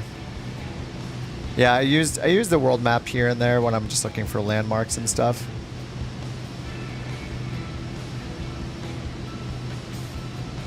Yeah. Pretty crazy how far north it goes. Or how New York covers almost none of New York.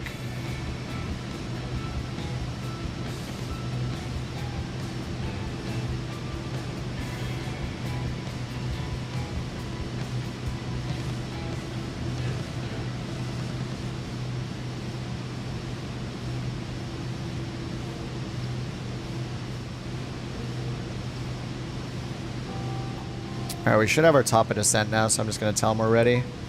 Colt It's been a few minutes. Ready for descent. Colt Tree 23, fly present heading, descend and maintain 12,000, altimeter tree 01 tree, Floyd Bennett Memorial Airport landing runway 1. Alright, nice. Runway 1, Fly present 12,000. heading, descend and maintain 12,000, altimeter 3013, Floyd Bennett Memorial Airport landing runway 1, Colt 323. Alright, 3013. Oh yeah, I shouldn't use flight level change in this. Holy. Oh my god, we're descending so fast. I thought flight level change it would maintain our speed. Or like move it down a little bit. Alright, I'm going to do manual auto throttle then. Holy.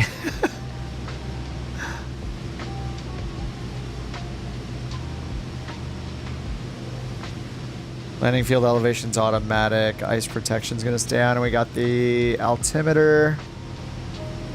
Seat secure. Brake pressure check.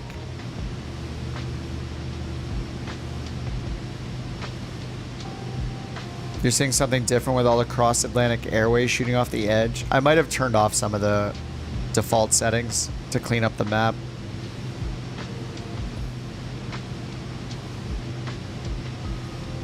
Wait, why did it reset? What is going on here? Why is this thing confusing me so much? Why are we in a climb when I lowered it to 12,000? And what is happening?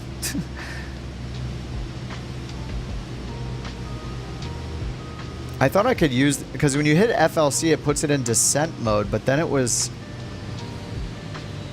Okay, is it... Oh, I remember. This thing is so buggy. I forget every time. You have to go in here under VNav. I think our cruise was so slow because of this too. You have to go in here and like click this button twice. And that'll like wake it up to do the right thing. Okay, now it's got 250. I have to look back to see, but I'm pretty sure this is buggy with the VNav profiles. You have to like go in here every time. Click this. Like look, it's in maximum rate climb, which is going to get you like an insanely fast climb, but it should normally be in cruise climb by default. But it will like act like it's doing maximum rate climb. And I think it's doing the same thing for the descent just then. It was doing like a, I don't even know what it commanded. But yeah, now that I went in and clicked it, even though that was the setting, it resets it. So you might have to go in here, click descent, and just click the option that's already selected, and it'll just like kind of wake it up. It was such a weird bug. And I think it might remember the state. I think the climb was okay. Altimeter 3013, expect the visual approach, runway 1, Colt 323. All right, visual, runway 1. Colt 323, contact Boston Center 121.35. Yeah, G5000 doesn't need it. Yeah, I remember when I flew the Vision Jet, did the Longitude do the same thing? Boston Center, Colt 323. I'm not sure. I'm not sure if it was the Vision Jet. It probably was. But I remember it was climbing at like 6,000 feet per minute or something the first time, which it was basically using the VNav. If you go in here and go to go to MFD, flight plan, VNav, the climb, it was acting like maximum rate climb.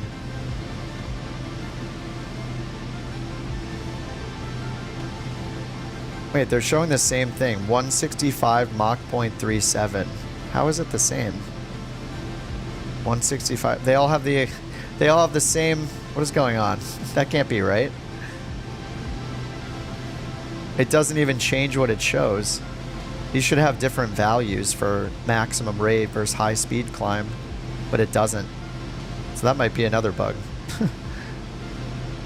All right. Well, anyway. You might have to go in there and click that to get yours to behave right. All right, approach briefing. We are getting vectors for runway 1. We know we have 3 miles of visibility and haze, as we can see, which is basically smoke. And they're giving us the visual, but sometimes they'll tell us to intercept the localizer. So 110.7 we want in on our nav radio. Navcom, audios and radios.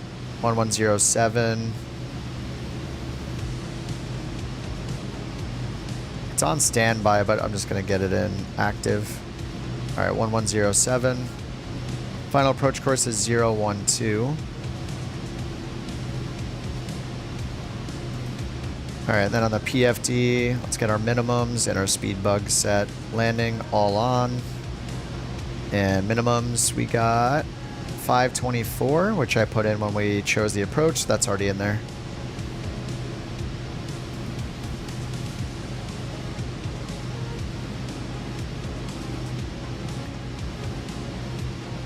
All right, ice protection as required, it's 0. So I'm gonna leave that up because we'll wanna turn it off once we get a little lower.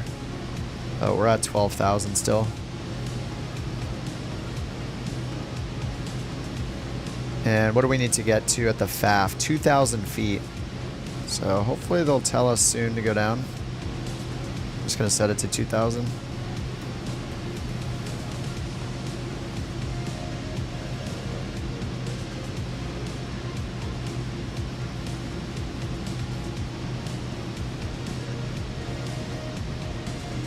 Alright, we're on our way to Gassy, expecting vectors still, but they have not given us any vectors.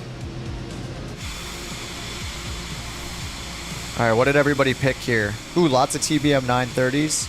Underdog in the King Air. Oh, Lake Pilot's in the MU2. It's such a pretty plane.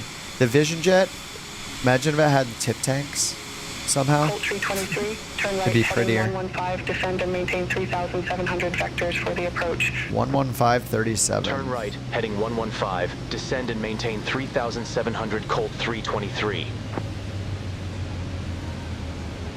All right, 115. Oh my God, 6,000 feet per minute. No, no, slow down. Why are you doing that? That is crazy. Holy crap. All right, I'm not descending with that anymore. Oh my God.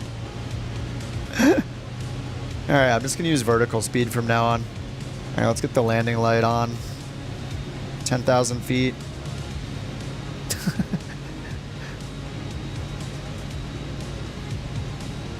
I mean, it seems like we're supposed to use vertical speed mode or flight level change mode to descend, because when you hit it, it enunciates descend here. And when you use FLC in the climb with auto throttle, it has a climb enunciation. So it seems like we're supposed to use those, but it's going at 250 knots, 6,000 feet per minute. It's our ground speed right now, 3, so we should go like 1,500 feet per minute. I'm gonna slow it a bit. Now let's check our minimum safe altitude. Overlay it, so from our direction of travel, 4,100 is safe, maybe 45 to be super safe. Serious pilots. What's up, Calvo? 8 million feet per minute descent. Yeah, easy for us. Descend and maintain 2,400. All right, 2,400. Descend and maintain 2,400. Colt 323.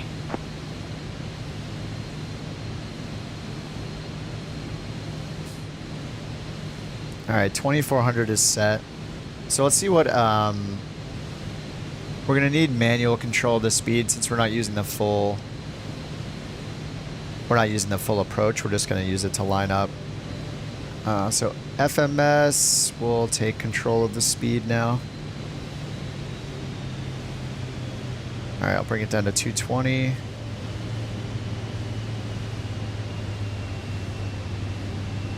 They're going to give us the tightest vector again. Which X-Plane ATC. This is actually a third-party add-on called Beyond ATC. I believe it's only for Microsoft Flight Sim. But the default Microsoft Flight Sim is not this. ATC is not this good. X-Plane ATC, the built-in ATC is really bad. Microsoft's as bad as it is from when I used X-Plane last. Like when X-Plane 12 came out, I checked it out briefly, but yeah, Microsoft's is as bad as it is way better than X-Plane's, in my opinion. You know what I don't have over here is the little banana arc. Do we get that without a... I don't know if we get that without a... using LNAV, though.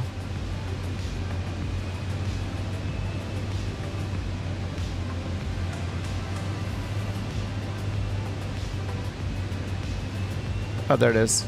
Oh yeah, we do get it. Nice. All right, I need to descend faster.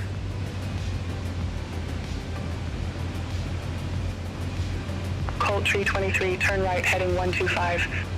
All right, 125. Turn right, heading 125, Colt 323. All right, let's activate vectors to final over here. Just to clean up the map.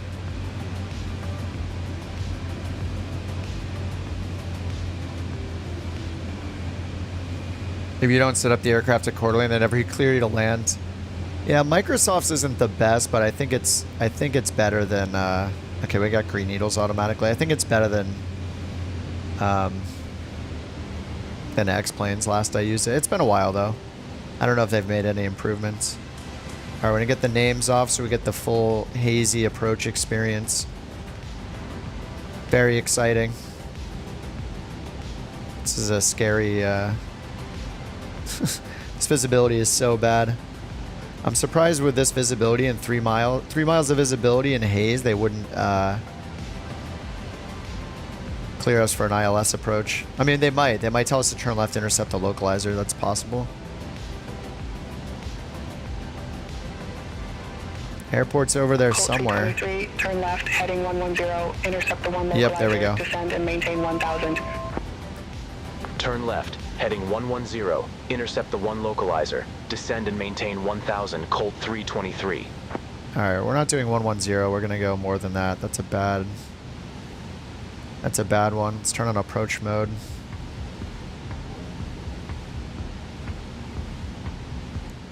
Colt 323, airport is at your 11 o'clock, 4 miles. Report the field in sight.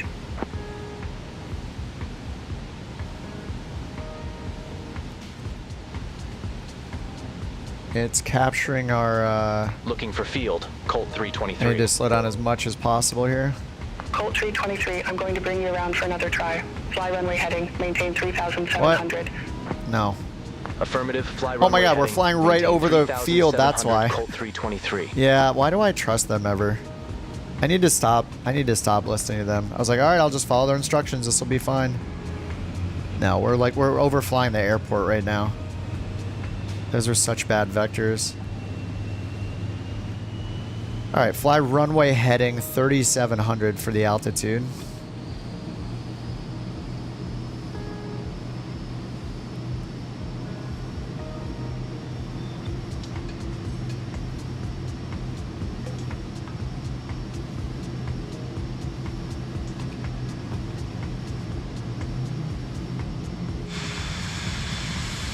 Hey, look, there's the runway we were being vectored for right there.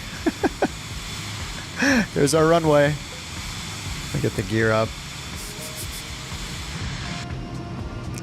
I was so fixated on like following their instructions here that I didn't look over here and see like, oh, we're over the runway already. Wonderful.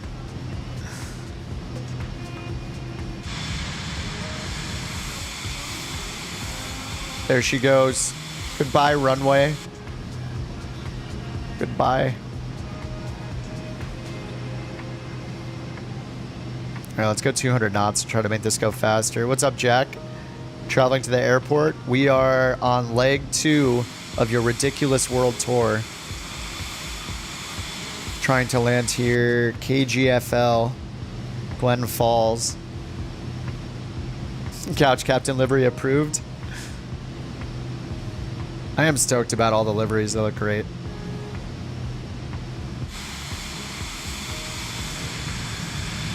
Thanks, Darren.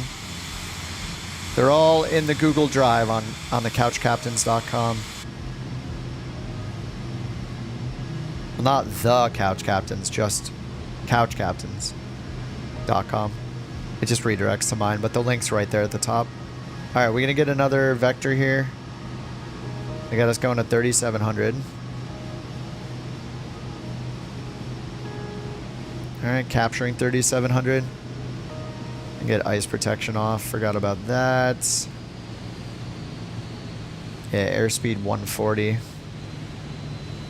We're going to go 200 to try to speed this go around up. Come on, turn us around.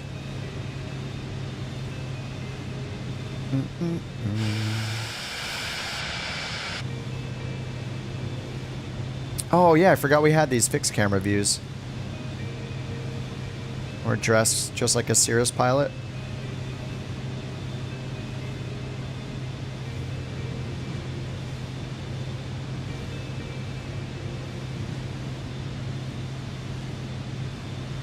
All right, did they forget about us? Fly runway heading, high maintain 3,700. All right, I'm just turning us right. Let's go around.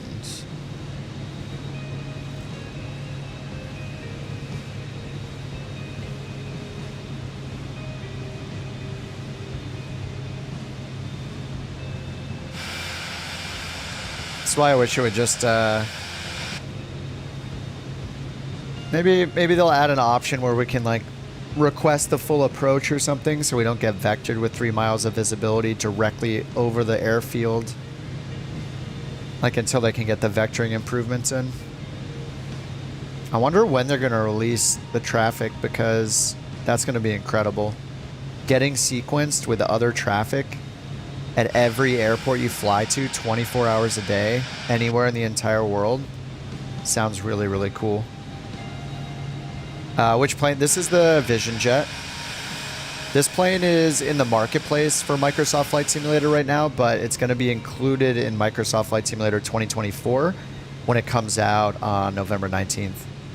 So it is best to wait to not have to buy it if you're going to get Flight Sim 2024. You can just assume everybody's going to get Flight Sim 2024. Anybody that plays 2020 is probably going to upgrade. It's like a sports game or something. Like, do people even play the old ones? I don't know. Of course, you just bought it. Oh no. I mean, if you're not going to miss that, how much is it? Is it 29 or 25? I forget how much the Vision Jet is. 35? I mean, you're still supporting the developer, so they're not going to be angry about it, but yeah. It's included in Flight Sim 2024, or it will be. Yeah, the vectors are terrible, yeah. I mean, all of the AI soft, like everything, Microsoft's vectoring in their built-in ATC has always been bad. And all the AI ATCs get it wrong too. Like it's complicated. I think, wasn't there a video, I think Beyond ATC put out a video like showing their vectoring logic and just how complex it is. And their video series about like how they're making stuff is really cool. They have like visuals and they show the demonstrations and it's really well produced. All right, maybe I can go up to like 220 knots. This is taking forever.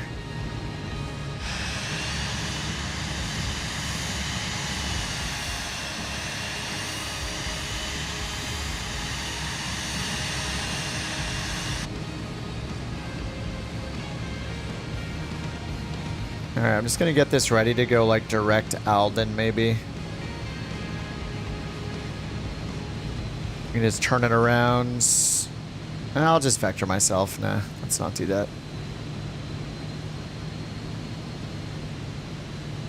Traffic injection video, yeah. I just remember even before the software came out, like they were putting out those series, like all that traffic injection stuff and showing the taxiing sequencing and all that, like a while ago. Like before the software was even out for people, they were just like hyping everybody up. Yeah, I'm really excited for the traffic injection. Just to get sequenced on the ground with a bunch of other AI like aircraft at every airport based on real world schedules and stuff. I don't know. It's really exciting that the hype is real.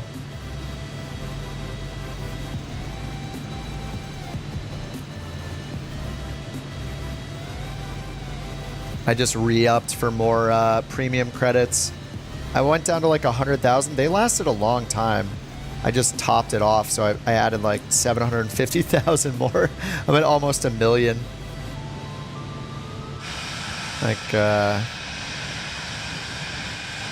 it feels good to support it.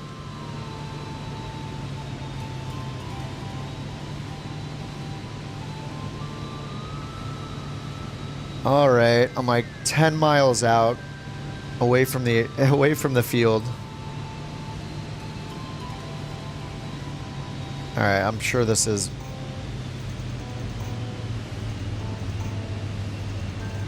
10 miles from Ghazni, so I'm just gonna turn around.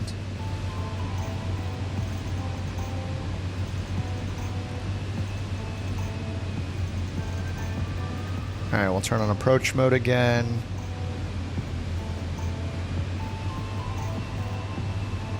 I'm like flying a Airbus circuit here. How far out I'm going. I was just waiting too long for them to give me instructions, so I was just out on that vector for like 5 minutes. They told me to fly runway heading, which is probably why it's confused. I'm just gonna hit verify next fix. Please see if it wakes it up. Next fix. Colt 323, fly present heading, climb and maintain 3,700. Fly present heading, climb and maintain 3,700, Colt 323.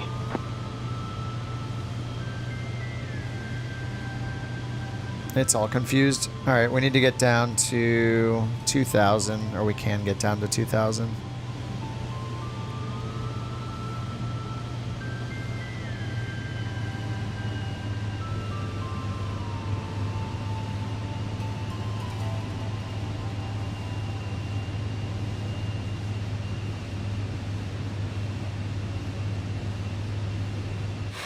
I'm gonna be the last one in again.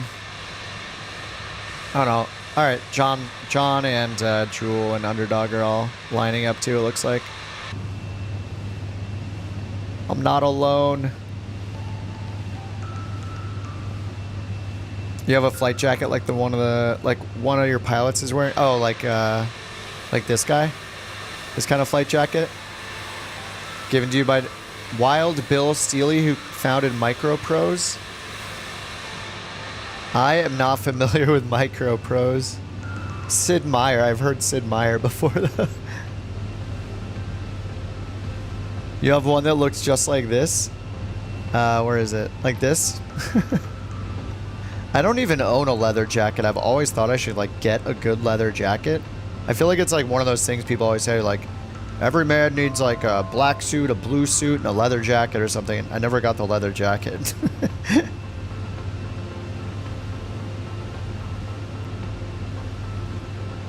'90s game developer. Yeah, I've heard Sid Meier before. I mean, wait, didn't he make Civ? Isn't his name on all the Civ games?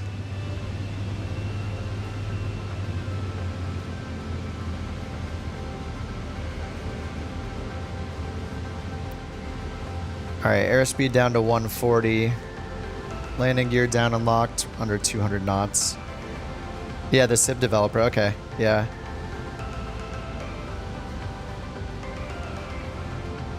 Alright, I gotta turn to the left more because we're about to intercept the glide slope before the localizer. We'll descend a little bit faster here. Make sure we're under it.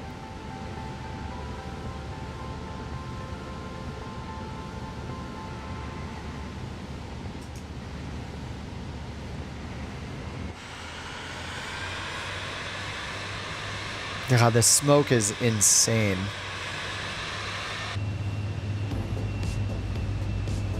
Alright, capturing 2,000 feet.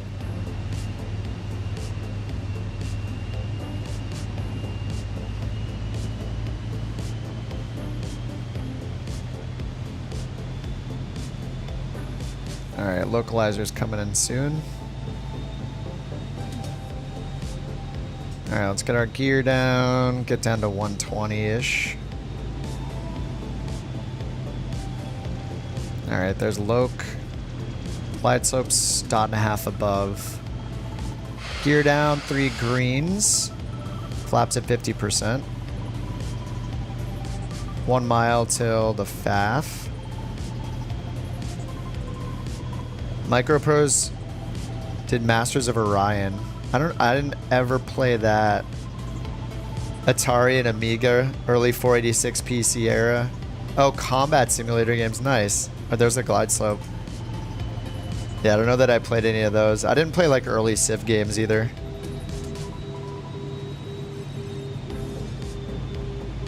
Alright, outer marker, 100 knots. Alright, landing gears down. Flaps as required. And we have no winds. Alright, then we'll do autopilot off. VREF to VREF plus 10. We're at VREF plus 10 right now. Check brakes. Flaps to 100%. Airspeed VREF and thrust as required. After landing, brakes. Sounds like a good idea. Alright, let me get the autopilot or the auto throttle off. I love that you can just move the auto throttle to get it off. Just move it quickly and just match whatever power setting it was at over here. It's pretty nice. Alright, 500 feet per minute. 1.5 miles till the... wait, we're 1.5 past the FAF. Alright, it didn't sequence to the... and I didn't get the bearing on for the DME on.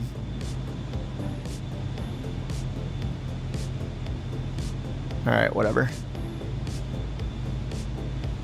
It's fine, we're on like short final.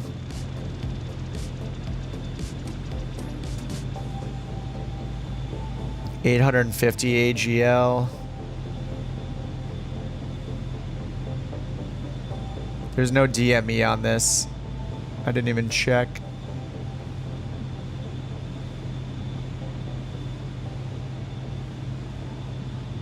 Alright, there we go. Alright, 2 miles to the runway. Alright, 700 AGL. This is crazy.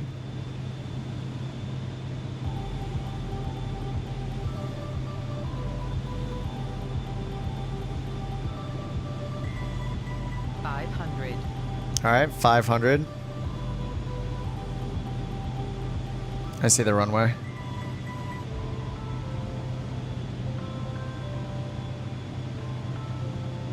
This is fine, everyone. Don't worry. We'll be okay. Just don't look out the window. This is fine.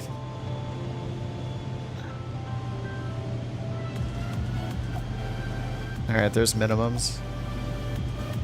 Autopilot off. Yaw dampers off automatically. Minimums. Minimums. Nice tree right at the... There's a tree right in the approach lighting system. It's great.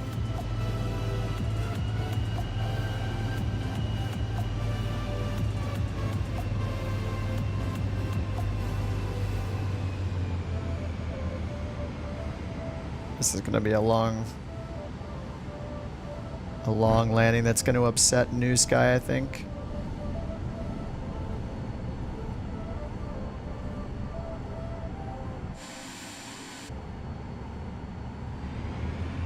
This thing stops so fast.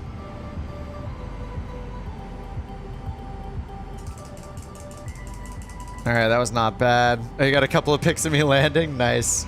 Landing way over your head, probably. That was so long.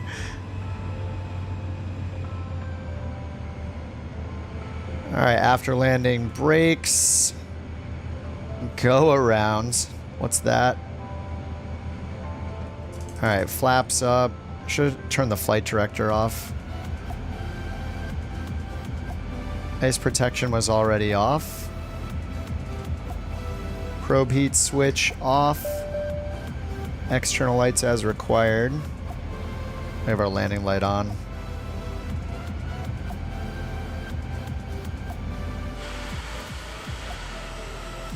Oh, let's see that MU2 land.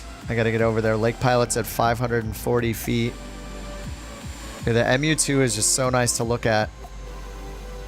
It's nicer to look at than it is to fly, unfortunately.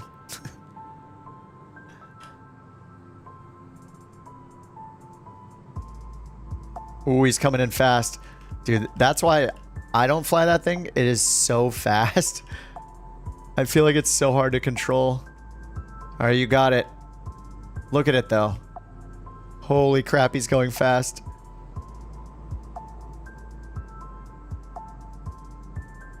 Nice.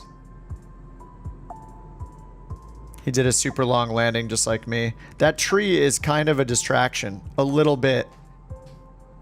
What a great spot to plant some trees. Or not cut trees down from.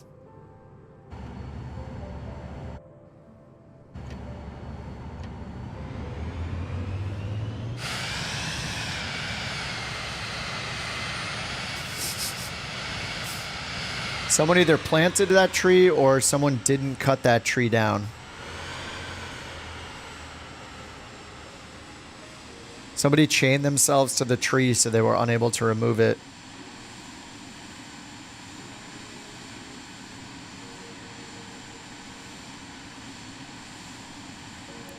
Turns the sim into a survival horror game. I think I want to do another flight. This is fun. Do I want to fly the Vision Jet or the... How long is the next leg? I think that's the determining factor. Alright, let me end this one and get my 8.4 rating. Oh my god, it's a 10. Yes! Excellent. I thought it would be much lower because of the range. Wait, it says... Wait, how is it a 10? It says distance from threshold 643 meters. The acceptable range was 134 to 537. I landed 100 meters too long, and it didn't penalize me. Sweet. I've hacked it or something.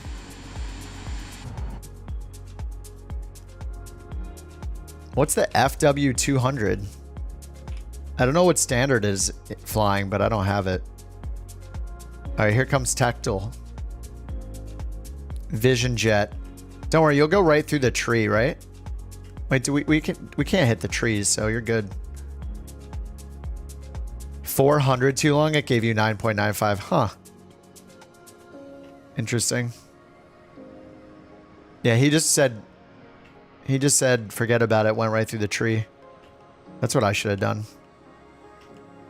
Oh, look at that. Going right for the 1,000-foot. Wait, are these the 1,000-foot markers? No. They're over. Wait. What is this even? So there's 500.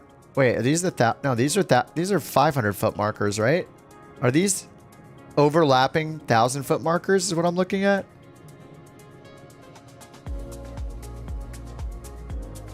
It's just perfectly like, they're not perfectly overlapping, but it's 2,000 foot markers on top of each other. These are the 1,000 foot markers for this runway and for this one over here.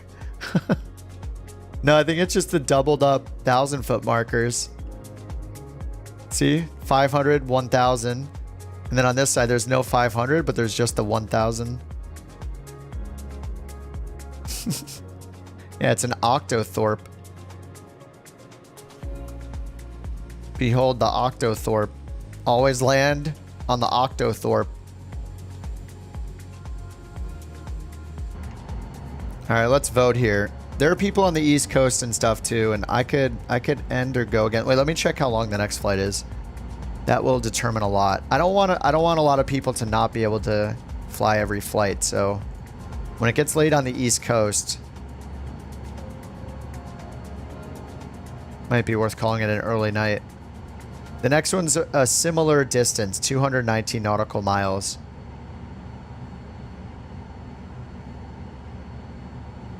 So let's see if there's enough people that want to, or another or sleepy time.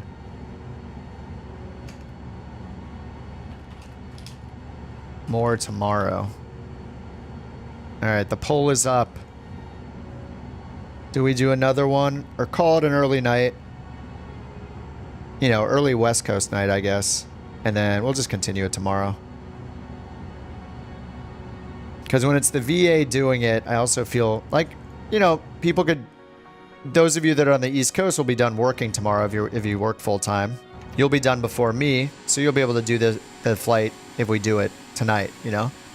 You'll be able to catch up easily if it's East Coast bedtime. Get signed up in New Sky. Yeah, do it. The only requirement is you just have to do get a good rating on one flight with New Sky Academy, and then you get auto accepted when you join Couch Captains. It's just to make sure you understand the software and the rules around light usage and that kind of stuff.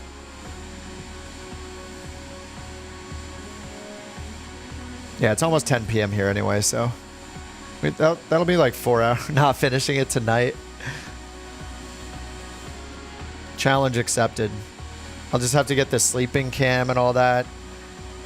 Get the 24-hour stream going. Take 2 weeks off work.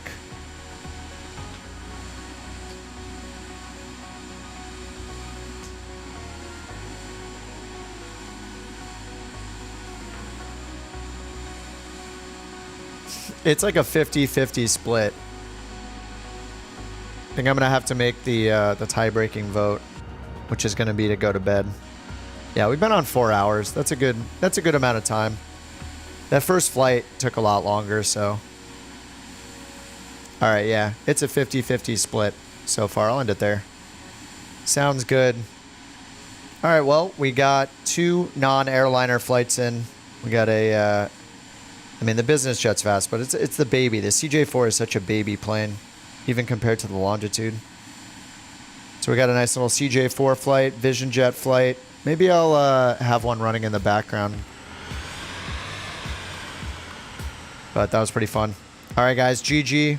We will continue this. I'm not going to do this necessarily every single stream, but we'll kind of alternate back and forth. Maybe I think we could do it again tomorrow. Probably, and then after that do the airliner stuff, unless like Beyond ATC releases the traffic stuff like tomorrow morning or something crazy like that, then it's obviously airliner time. All right, guys, GG, bye, thanks for flying along, and as usual, I'll put a link to the VA if the bot is alive in this chat, and the Discord in the chat if you guys want to join us in the New Sky Couch Captains adventures. All are welcome. We're like 90% casual, 10% serious, 9% serious, 1% all liveries. Actually, it's probably more like 90% liveries. Okay, GG. Have a good night, guys. Thanks so much for hanging out. I'll see you guys tomorrow after work. The normal Tuesday stream. Bye-bye.